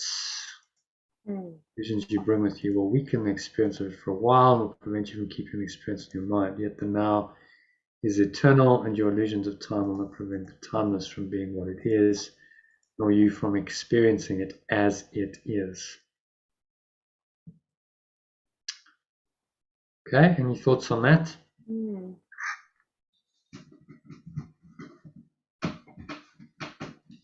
I think I've had a go at this. I will still continue to bring illusion into the now, to in my attempt to sabotage the experience of truth, but I will not attempt this for long because the power of the remembrance of perfect love will prevail in me as I've joined it. My experiences of illusion will weaken it for a while and prevent me from experiencing it in my mind, yet the strength of the now is eternal, and all these illusions will not prevent timelessness from being what it is, nor me from experiencing it. as it is. So the now is the gateway to the eternal. Yes. The only place you can really you can access the eternal Yeah. truth is in the now, because past and future are just mental concepts. They don't really exist. And you start to see, the more you practice this, the more you go, yeah, okay, I get it. Mm, mm, This is what's the now. This is why the now feels so good. Being in the present moment and with just your attention in the present feels really good, because you're accessing the eternal, which is your true nature. So it's a portal to the eternal. And your illusions of time cannot come into it really to corrupt it. They might try for a while to bring illusions into the now. But actually, in time, as you practice this and you experience the deep peace and bliss that comes with being in the now, you start just choosing that and letting go of all of your illusions of time. Anything to do with the past, that's guilt and fear.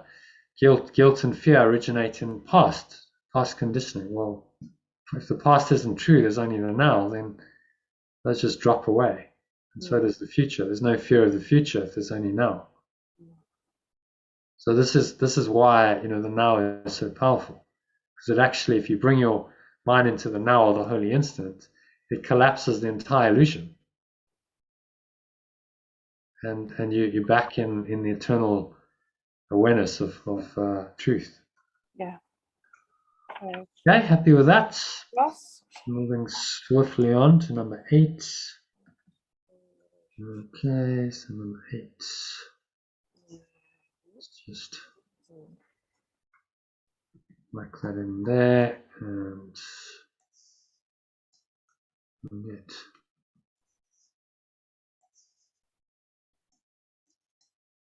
what does it?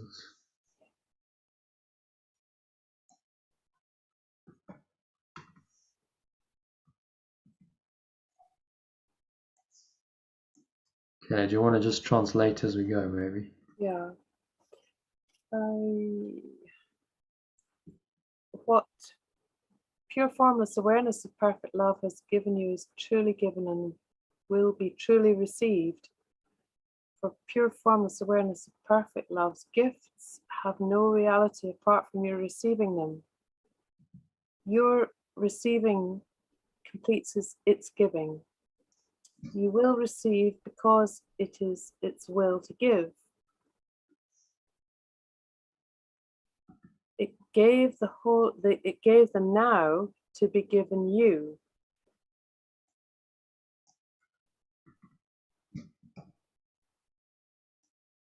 And it is impossible that you don't receive it because it gave it. Yeah. Gave the now to be given you. How about to simplify that? It gave you the now. It gave you the now, and Or it gives you. How about this? It gives you the now. Because that's present. Yeah. Gives you the now, and it's impossible to receive it, but you do not receive it. Yes. Do not receive it because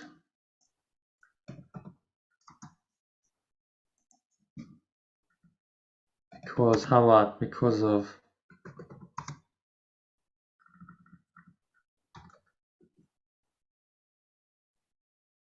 what?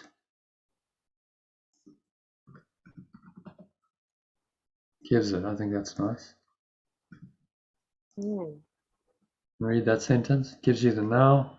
Gives you the now, and it is impossible that you do not receive it because of what gives it. Very good. When it willed that its extension be free, its extension was free.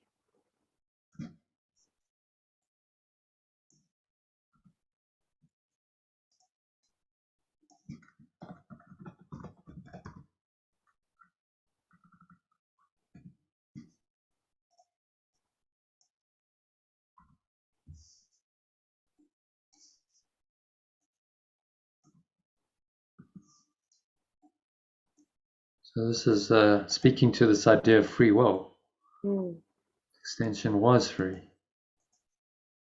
In the now is its reminder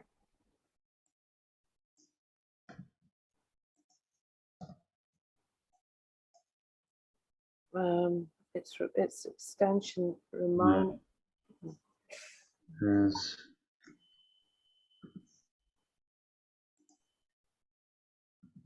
its reminder that its extension will always be exactly as he was extended, as it was extended. yeah.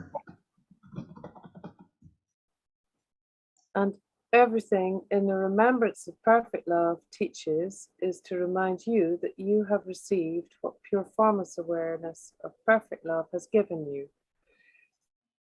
Right.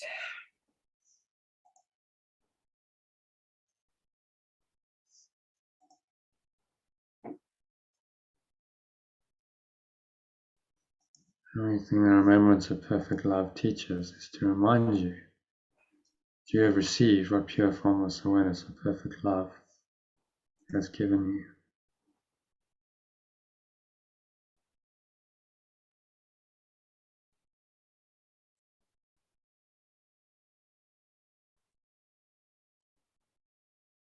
Yeah, nice. Okay, you want to read it from the top?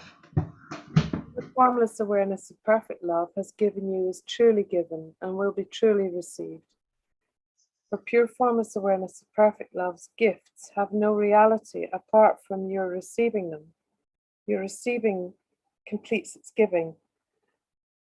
You will receive because it is its will to give. It gives you the now, and it is impossible that you do not receive it because of what gives it. When it willed that its extension be free, its extension was free. In the now is its reminder that its extension will always be exactly as it was extended. And everything the remembrance of perfect love teaches is to remind you that you have received what pure formless awareness of perfect love has given you. Nice. Right. Okay, you want to summarize that? So,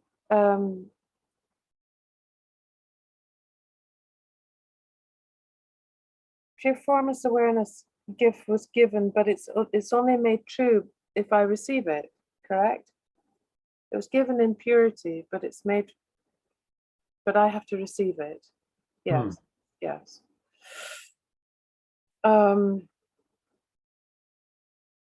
That's the first bit. Oh, and it's also impossible for me not to receive it, but it is possible for me not to know it. I made the next last bit up, but it's true, isn't it? Because it's always being offered.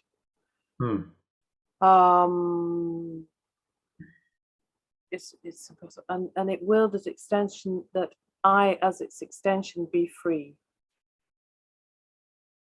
and exactly as it was extended in pure form, so in perfect love. Yeah, speaking to this is free will again, isn't it?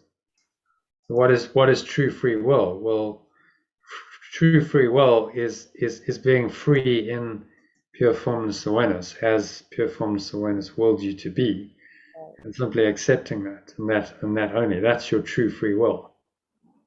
So choosing that is then choosing to surrender to God, as we call it, is when your will becomes free, because it's infinite and eternal, without any limitations of time and space. Free will is not the choice to be separate. That's what the ego's version of free will is.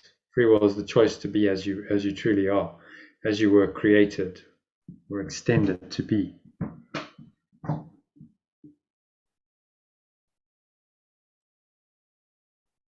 Yeah. Yes.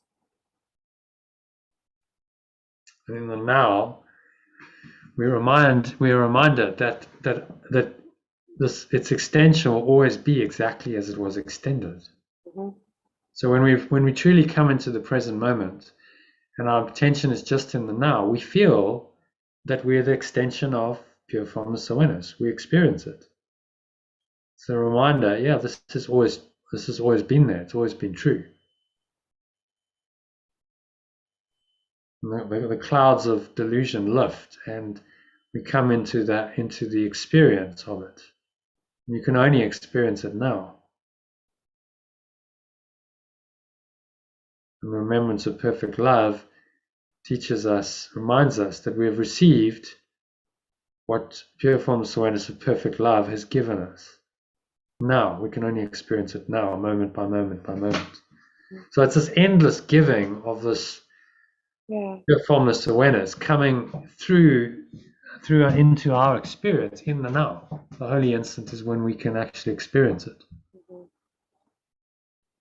It's like the placeholder for it. So you can't experience it if your mind is still got the past and the future concepts going on. That's not a past and future, not a construct to which you can experience pure formless awareness of perfect love. You can only experience it in the now, because in the end, the now and the pure formless awareness are one. There's no real separation there. Yeah.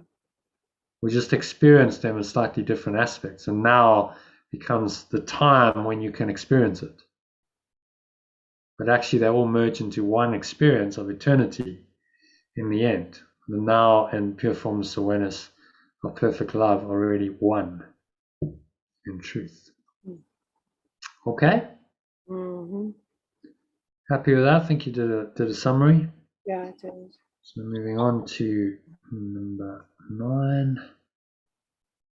Skip number 9.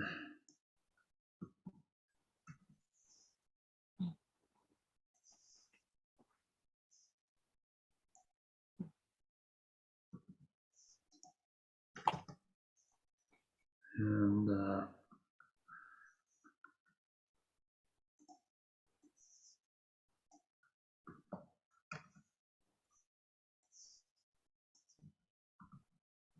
okay, do you want to read the translated version?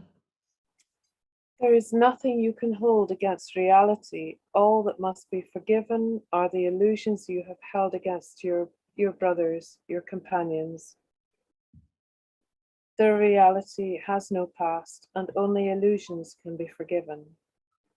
Pure formless awareness of perfect love holds nothing against anyone, for it is incapable of illusions of any kind. Release your companions from the slavery of their illusions by forgiving them for the illusions you perceive in them. Thus will you learn that you have been forgiven. So forgiven is? Letting go. Okay, so release your companions from the slavery of their illusions by giving them for the illusions you perceive in them. Okay, so by letting go. Yeah. Of. So that's what it really means. Yeah.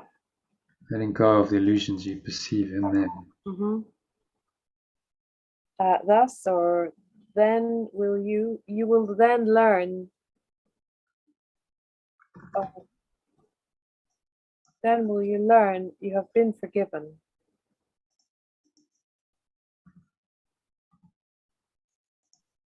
Then you will learn that you have been forgiven. For it is you who offered them illusions. So that you have been released, maybe? Oh, sorry, yeah. You have been released. For it is you who offered them illusions.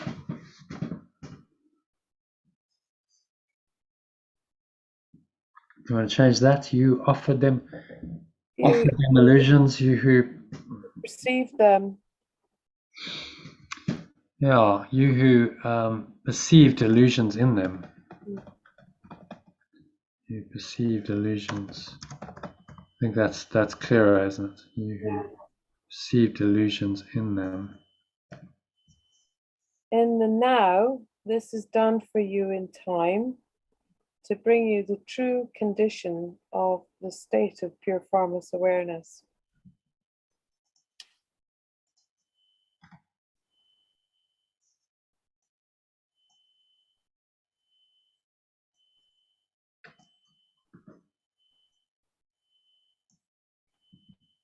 Let's just keep it as pure formless awareness. Otherwise, it's to bring you the true condition of the state of true condition of pure formless awareness. Okay, I'm going to read it from the top. There is nothing you can hold against reality. All that must be forgiven are the illusions you have held against your companions. Let go of. Their reality has no past, and only illusions can be let go of. Pure formless awareness of perfect love holds nothing against anyone. How about we just change the, you can only make it active instead of passive. You can only let go of illusions. It does quite a lot of passive tense in the course, doesn't it? Yeah. Rather than active. True. Reality has no past, and you can only let go of illusions. All that must be let go of are the illusions you've held against your companions. So all that you must, so then that's active, isn't it? All that you must let go of, right, illusions, that makes much more sense, because then it's active. All that you must let go of are the illusions you've held against your companions. Their reality has no past, and you can only let go of illusions. Pure formless awareness of perfect love holds nothing against anyone, for it is incapable of illusions of any kind. Release your companions from the slavery of their illusions by letting go of the illusions you perceive in them. Then you will learn that you have been released, for it is you who perceived illusions in them. In the now, this is done for you in time to bring you the true condition of pure formless awareness. Right. So it's my illusions about my companions that are holding them in slavery. I think maybe that should go at the end there. And now this is done for you to bring you the true condition of pure formless awareness in time. Better.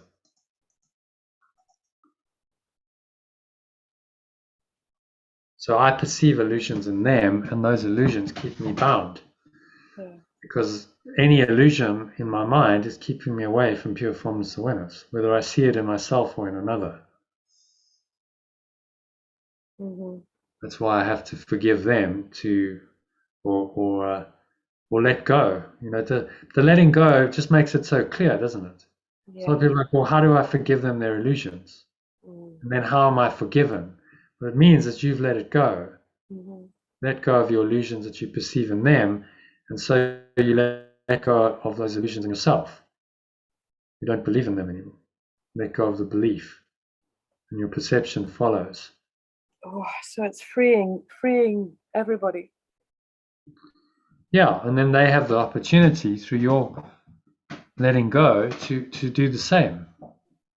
If you do that together, then you enter into the holy relationship, where you're letting go of illusions together and playing your part in the plan of the at-one-ment together, which then means the relationship is holy and not special anymore.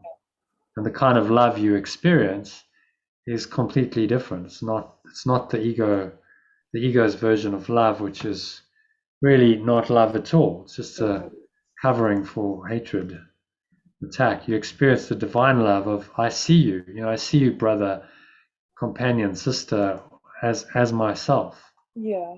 And there's a lovely feeling in that. Yeah. You are me and I am you. Yeah. And I really see that my struggle is yours. My struggle to awaken is your struggle to awaken. We do this together. and we want to support each other, not compete with each other. We want to support each other in this awakening process, because it's both of our heart's desires. Yeah. And then the only purpose for the relationship becomes that awakening. Okay, so Drink of water.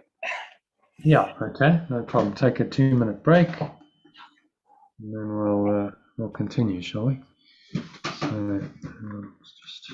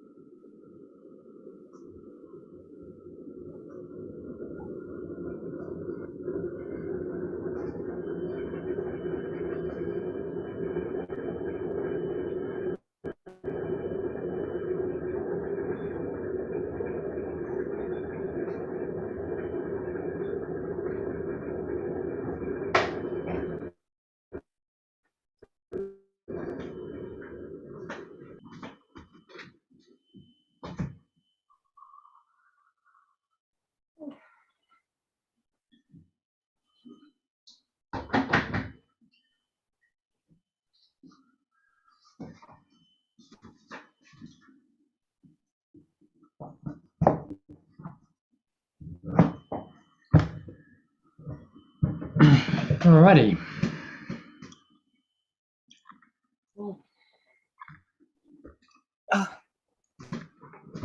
Yeah, better. Just sometimes you need to hours and hours sitting. It's like takes a bit of stamina, doesn't it? All the sitting. It does. I went for a sea swim this evening, and it was Amazing. Yeah, it was really lovely. And now it's getting all really warm, so I was nearly going to sleep there. Yeah. Okay. Well, we're nearly there. How's the sea? Is it quite chilly? Is it 13 degrees. yeah. And lots of dolphins. Oh wow, you were swimming with dolphins. Bottlenose dolphins were really lovely, and in lots of little young ones rising and amazing.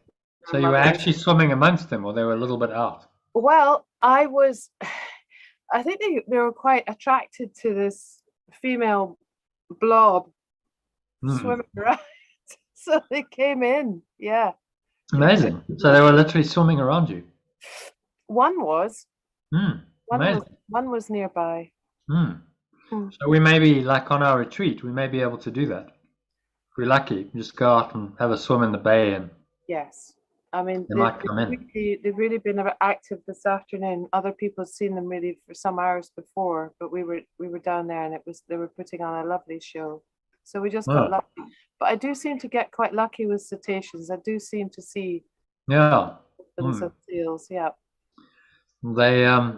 They get attracted to the energy, I think. Very, very intelligent beings. So There's vibration. I think who knows? I mean, it would be interesting to be a dolphin for a day, wouldn't it? It's like, whoa, what's that experience?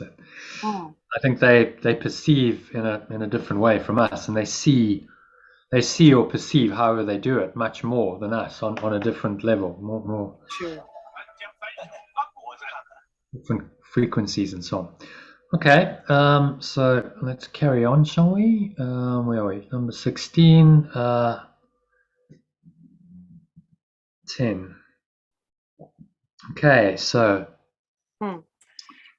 Remember that you always choose between truth and illusion, between the real at one moment that would heal and the belief in separations at one moment that would destroy.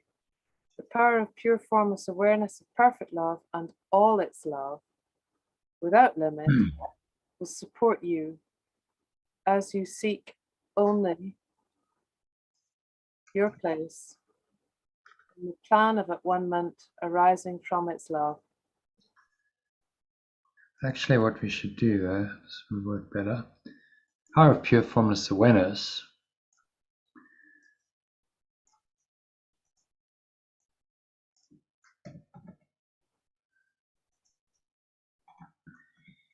And all its perfect love.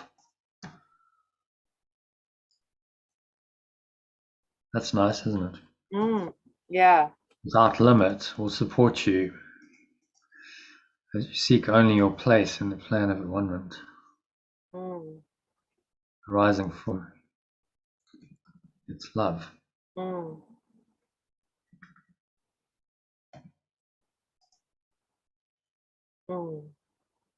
You start to see, like, we've played with the name of God, but you actually see when he's describing the states of mind and being, just how descriptive it is. Pure formless awareness of perfect love fits really well with a sentence like this. It just kind of merges into it. Yeah, it's perfect. Yeah. Okay, be an ally of pure formless awareness of perfect love and not the belief in separation. Just change that to perfect love. In seeking how at-one-ment can come to you, its help suffices. For its messenger, haven't met its messenger yet, understands the remembrance of oneness. No. Yeah, its messenger is another name for the Holy Spirit. So I think we can leave messenger. I think that's okay. Understands how to restore the kingdom to you, but the state of pure formless. Yeah, state of.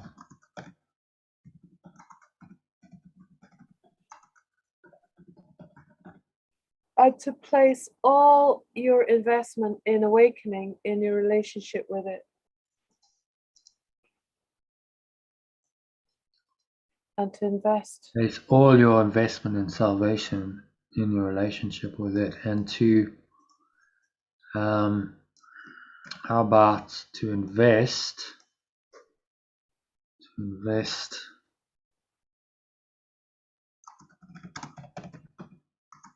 all your faith. To invest all your faith in salvation in your relationship with it, all your. Does that make sense? To invest all your faith in awakening in your relationship with it. To invest. All your faith in. See, what's the original? Place all your investment in salvation in your relationship with Him.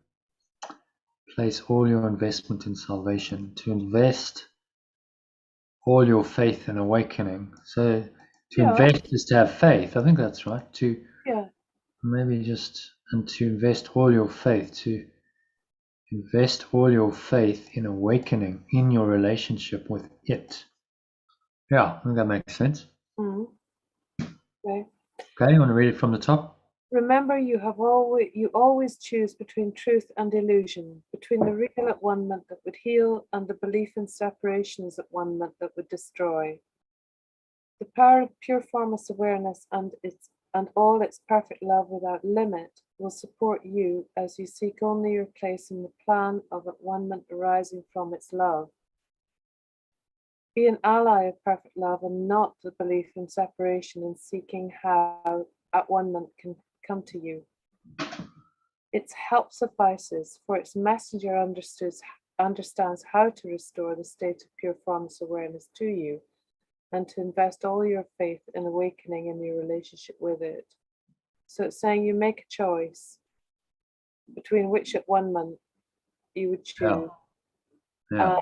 You will be supported and encouraged to seek the only true choice, which is the one that arises from love, in love. Yeah, belief in separations at one month is not at all. It's actually the special relationship, really. Right. The 1 month in shared guilt and pain and vengeance and attack. Right. That's its version of atonement. Yeah. That would destroy. So choose love, not special relationship. Which is the belief in separations version on offer. Yeah. And the remembrance of oneness will help to restore the state of pure formless awareness in me. Yeah. Yeah. Okay, so happy with that? Yeah. Number 11.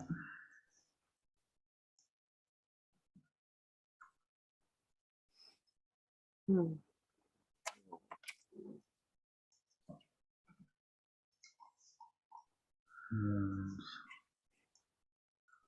go into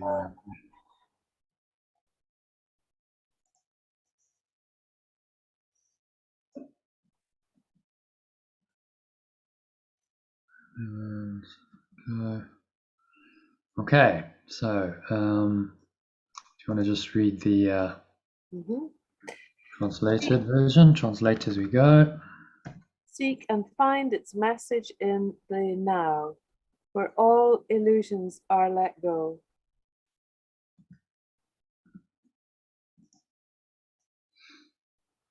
From there, the miracle extends to bless everyone and to resolve all problems, be they perceived as great or small, possible or impossible.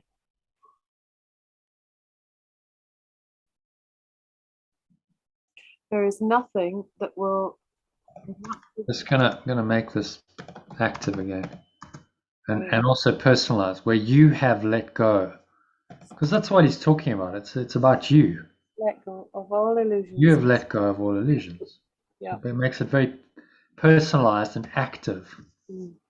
You have where you have let go.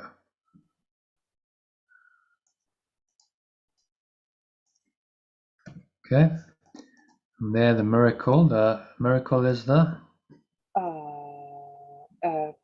correction. Yeah, well done. Yeah. From there, the correction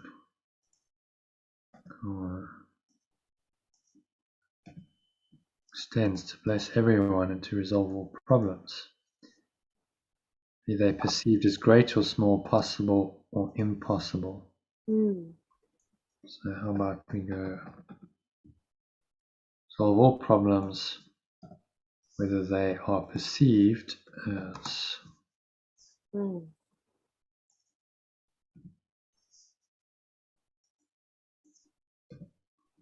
great or small, possible, impossible. There is nothing that will not give place to it, and to his, to its magnificence. Yeah, and give place, there is nothing that will not give way, I think. Rather than place. Nothing will not give way to it and to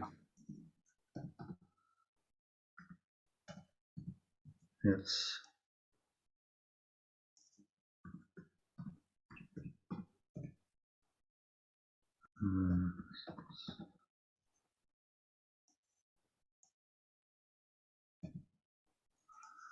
Join in close relationship with it is to accept relationships as real and through their reality to give over all illusions for the reality of your relationship with pure formless awareness of perfect love.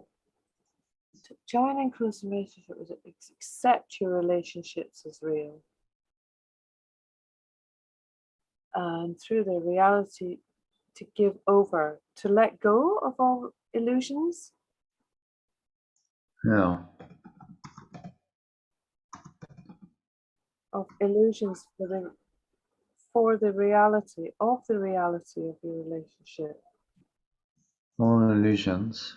So let go of all illusions for the reality Oh, to let go of of your the relationship. right. Yes. Okay, got it. Well, yeah. So it's the substitution of illusions for the reality. Reality of your Your relationship with pure formless awareness of perfect love. Yeah.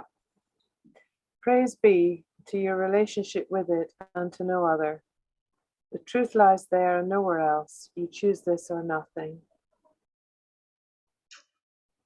Yeah, pretty clear. Yeah. Read it from the top. Seek and find its message in the now where you have let go of all illusions. So its message is the messenger, right? Messenger understands how to restore the state. So maybe we should just say here, seek and find. Yeah. How about we use the messenger? Mhm. Messenger of perfect love's message in the now. Seek and find the messenger of perfect love's message in the now, where you have let go of all illusions. From there, the correction extends to bless everyone and to resolve all problems, whether they are perceived as great or small, possible or impossible. There is nothing that will not give way to it and its magnificence. To join in close relationship with it is to accept relationships as real. Just changing this. Yeah. So I think let's try and personalize it and make it in the active tense rather than the passive tense as much as possible. Okay. Whether you perceive them, because they are perceived, no, you perceive them, whether you perceive them as great or small, possible or impossible, because this is a course for you, for your mind training. It's not a general, it's personalized. I do find it easier to talk about me when I'm So it's not theoretical. So that sentence reads, from there, the correction extends to bless everyone and to resolve all problems, whether you perceive them as great or small, possible or impossible. There is nothing that will not give way to it and its magnificence. To join in close relationship with it is to accept relationships as real, and through the reality, to let go of all illusions for the reality of your relationship with pure formless awareness of perfect love. Praise be to your relationship with it and no other. The truth lies there and nowhere else. You choose this or nothing. Yeah, very punchy sentences. Yeah, and I think we can leave better way saying praise be to your relationship with it. Your relationship with it is we have to change the whole sentence. I think let's leave it. I can't see a better way of saying that. So fine. Praise be to your relationship. It lies there, nowhere else. You choose this or nothing. So very clear. He's saying, there is no love. Another course lesson at some point is there is no love but God's. There is no other love. You choose this or nothing. Any other love is just an illusion. It's tempting you to believe in illusions rather than truth, and will ultimately have to be let go of. This or nothing. Yes. So choose the truth, choose the holiness. Yes. Okay, so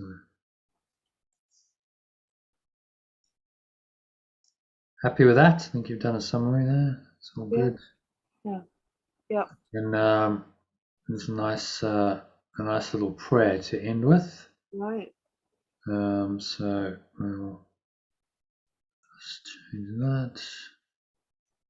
Give us our illusions, Father. Alternatively,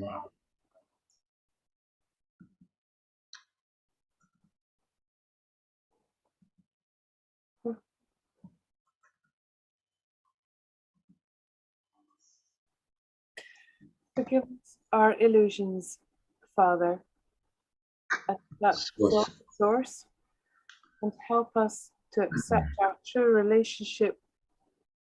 So why don't we make this personalized? Yes. Forgive me my illusions. And help me to accept my true relationship with it. Accept my true relationship with you. Yeah, we'll keep the source. You're addressing my source because it's a prayer addressing this presence, isn't it? Mm. So with you, because we're actually addressing it directly, in which there are no illusions. And where none can ever enter. Our holiness, my holiness is yours, is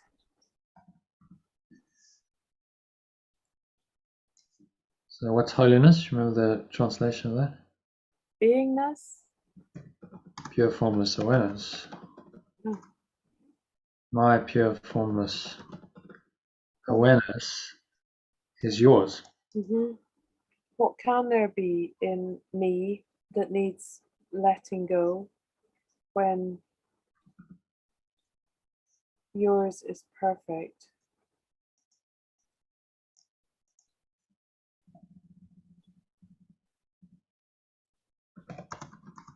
It needs to be let go.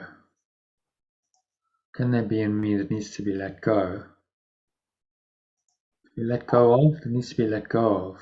What can there be in me that needs to be let go of when yours is perfect? The sleep of forgetfulness is only the Yours. unwilling. What does it mean when yours? My pure formless awareness is yours. Yours. So that's what he's talking about. So my holiness is yours. When yours, your holiness, your pure formless awareness is perfect. You let go of when your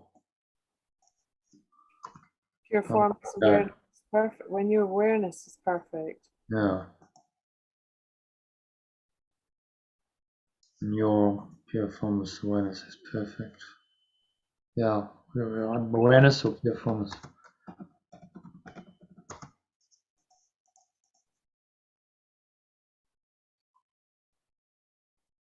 Yeah. Sleep, yeah. Okay. The sleep of forgetfulness is the only unwillingness to remember your letting go and your love. Yeah, your forgiveness and your love. So I think God doesn't really forgive. Pure formless awareness doesn't forgive. So maybe we can just go.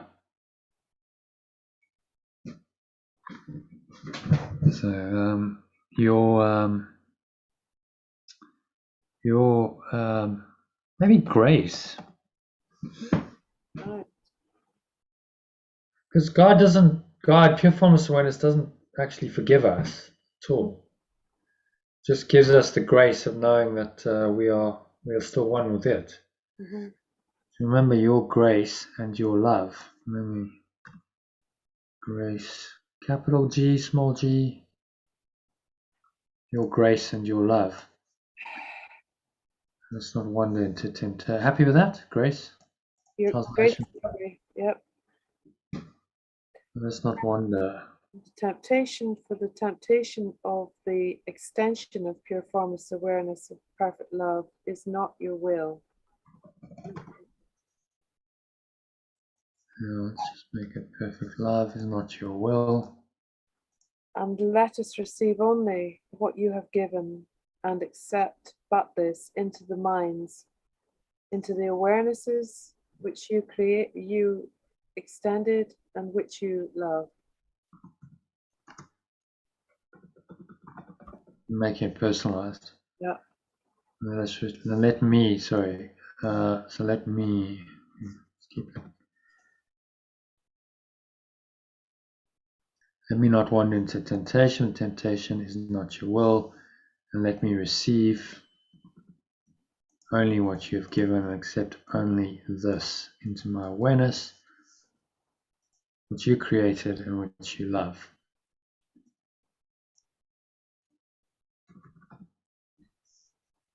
That you Extended. extended and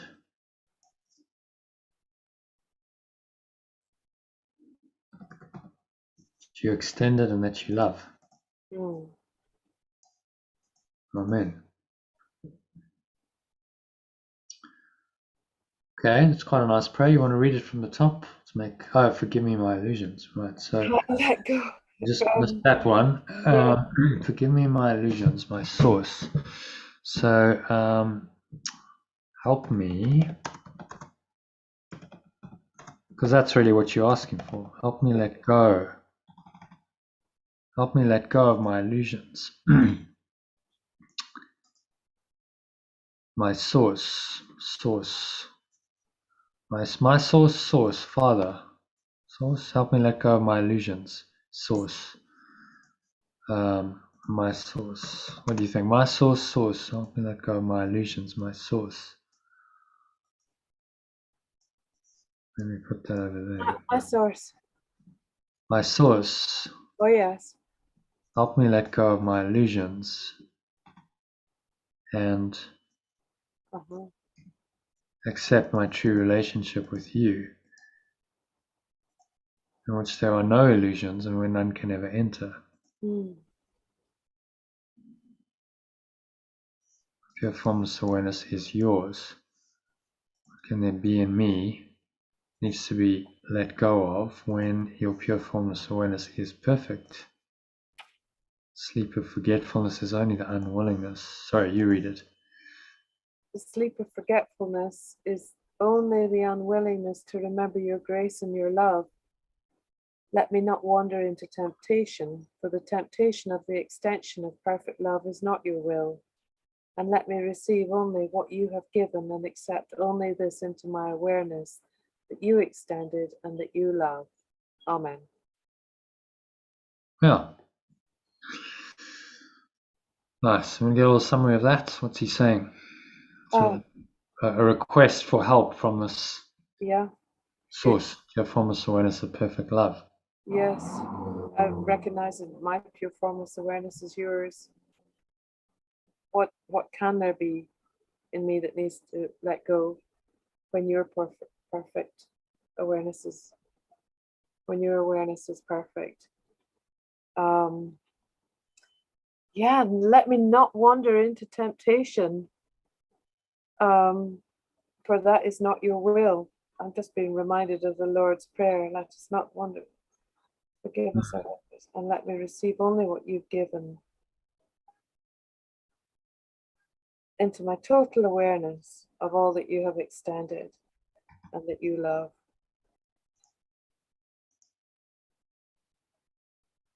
So my word, total awareness. Yeah, where did that come from? No, it isn't in there. You added it in. I added it. Yeah. Yeah. Accept this into my awareness that you extended and that you love, into my true awareness, maybe. Yeah.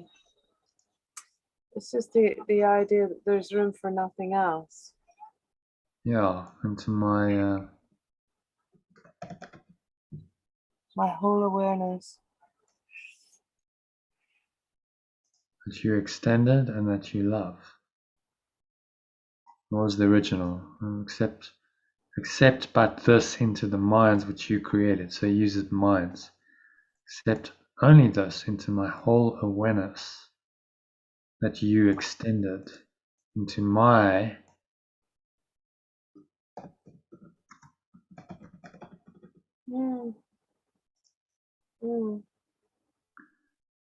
my pure formless awareness that you extended.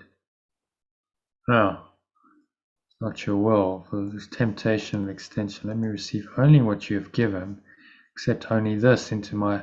So there's the pure formless awareness of perfect love. I'm going to accept only the love that's given me into my own pure formless awareness of perfect love that you extended, that you love. Nice. I think it's kind of works. So happy with that? Yep. Okay. So personalized executive summary. Any thoughts on this one? You seem to have moved through quite a lot in this chapter. In this, yeah. Yeah. So we started off with. Let's go back. So it's the We end of started the with- relinquishment, isn't it? We started with the relinquishing of the special relationship. Yeah. So I think we need something like that. It perpetuates the blame game. Yeah. So something about, yeah, that's nice. The key message of the section is that I must relinquish the special relationship which perpetuates the blame game. I must let go of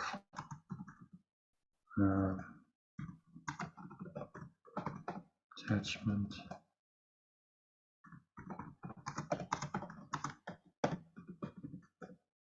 to special relationships that perpetuate me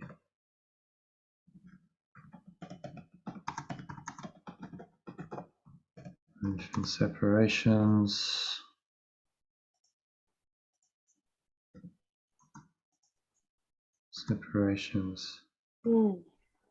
guilt, fear, and attack, because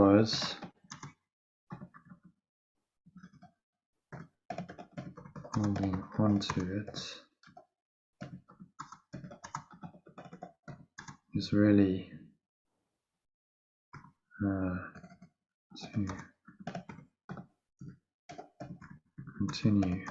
to continue to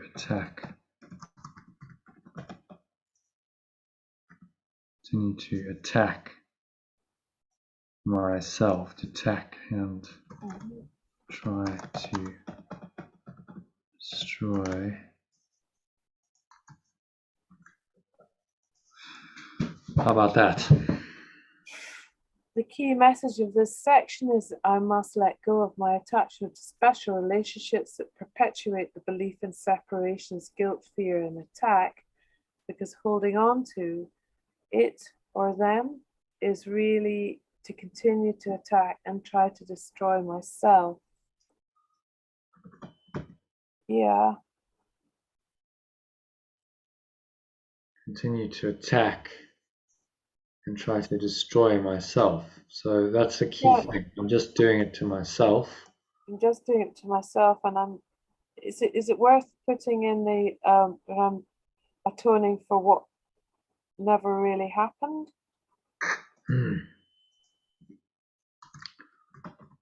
When I do this,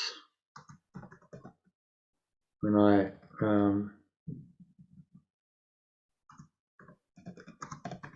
hold on to the past, hold on to the special relationship, when I value the special relationship, when I value the special relationship,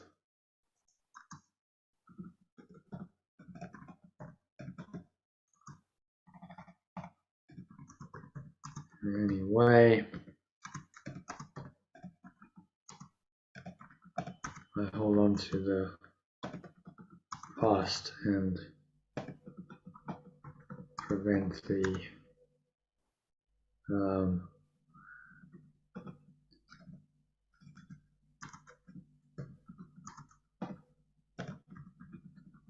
formless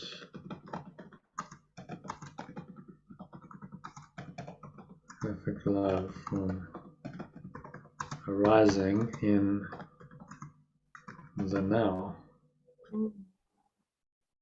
arising in my awareness in the now. So then we bring in the holy instant Very good. Yeah. in the now. Okay, maybe just do a couple more, and then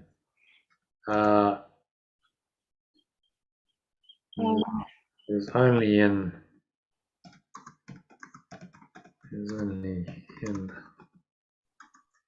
the now,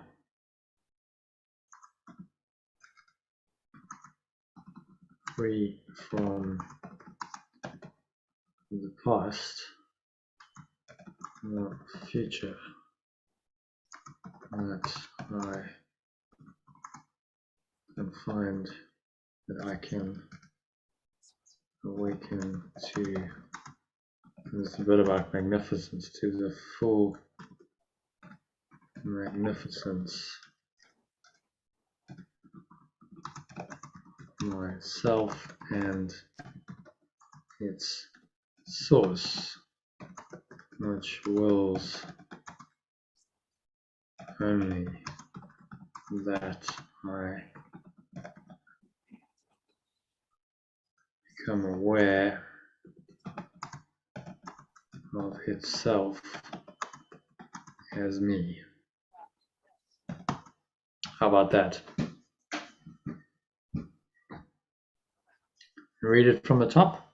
The key message of this section is that I must let go of my attachment to special relationships that perpetuate the belief in separations, guilt, fear, and attack, because holding on to them is really to continue to attack and try to destroy myself. When I value the special relationship in any way, I hold on to the past and prevent the pure formless awareness of perfect love from arising in my awareness in the now. It is only in the now, free from the past or future, that I can awaken to the full magnificence of myself and its source, which wills only that I become aware of itself as me. Yeah, great. As myself. That's more elegant. Yeah, nice. Yeah, that's very good. And then you get, it's kind of a summary, but in the summary there's something new that's, I think, that's come in there. Well, you know what I mean? It's, you're saying the same thing, but it's just a fresh and some take on it. So I like that. very good. Well done. I think that brings us to the conclusion. The end of it. Unless you have any other thoughts. I tell you what, why don't we close out, because it's a nice prayer. Why don't we close it out with a quick 5-minute med on the final prayer? Yeah. A nice way to finish it. So yeah, just make yourself comfortable.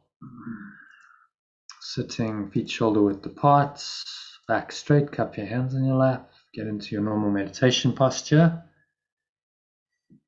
And close your eyes. Start off by taking a nice deep breath in through the nose. So breathing in, acknowledging your source, say my source. You breathe it in, you acknowledge this deeper presence in your mind. It's really just the deepest part of yourself, your true self, your true nature. So my source, divine presence of love in me. Help me to let go of my illusions. I'm going to let go of all my illusions and accept my true relationship with you, in which there are no illusions and where none can ever enter. You're breathing in a powerful intent. This is a request, asking for help from the source to merge your mind with it and release all illusions. Say, my pure formless awareness is yours. one and the same awareness.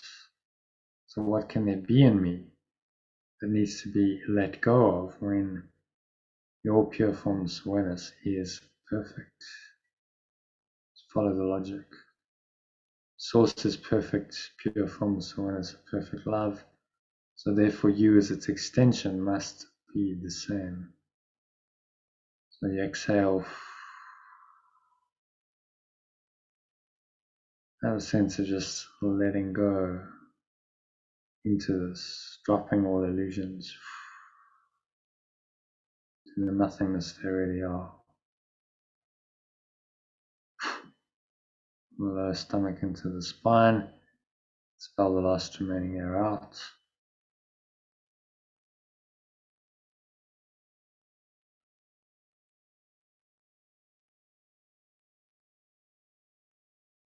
And sleep of forgetfulness. It's only the unwillingness to remember your grace and your love. So be wholly willing now to remember. Breathe that grace, which is pure formless awareness of perfect love. It allows you to let go of all illusions. Simply embrace the fullness of the experience of pure formless awareness of perfect love, which is what you really are. The fact that this is there, always been there, is eternal, and you can always go there and access it, is the grace of God. And in this, all of your illusions are forgiven. Say to yourself, let me not wander into temptation. Not wander into the temptation of believing in separation. The temptation of the extension of perfect love, which is what I truly am, is not your will.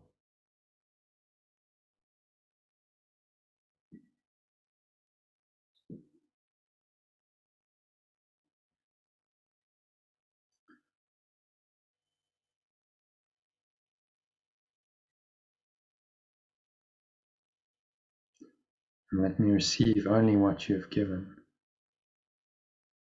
and accept only this into my own pure formless awareness, that you extended and that you love.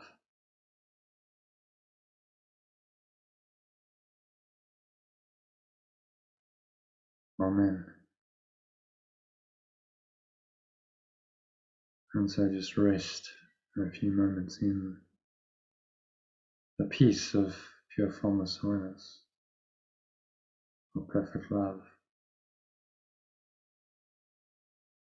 Know the power and the peace and the presence of this love, this still, calm, quiet, powerful presence of perfect love. Accept it, embrace it, honor it, breathe it in.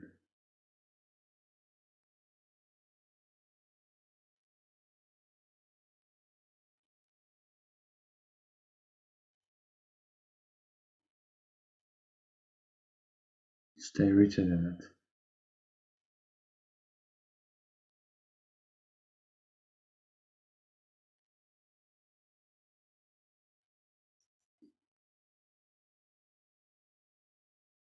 And ask it to remain with you the rest of the evening,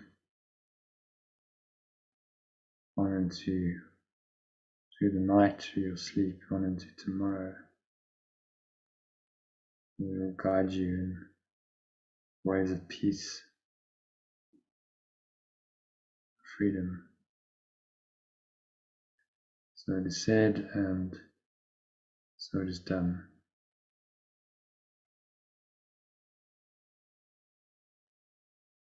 So when you're ready, carrying the state of perfect love and gratitude with you, you need to open your eyes.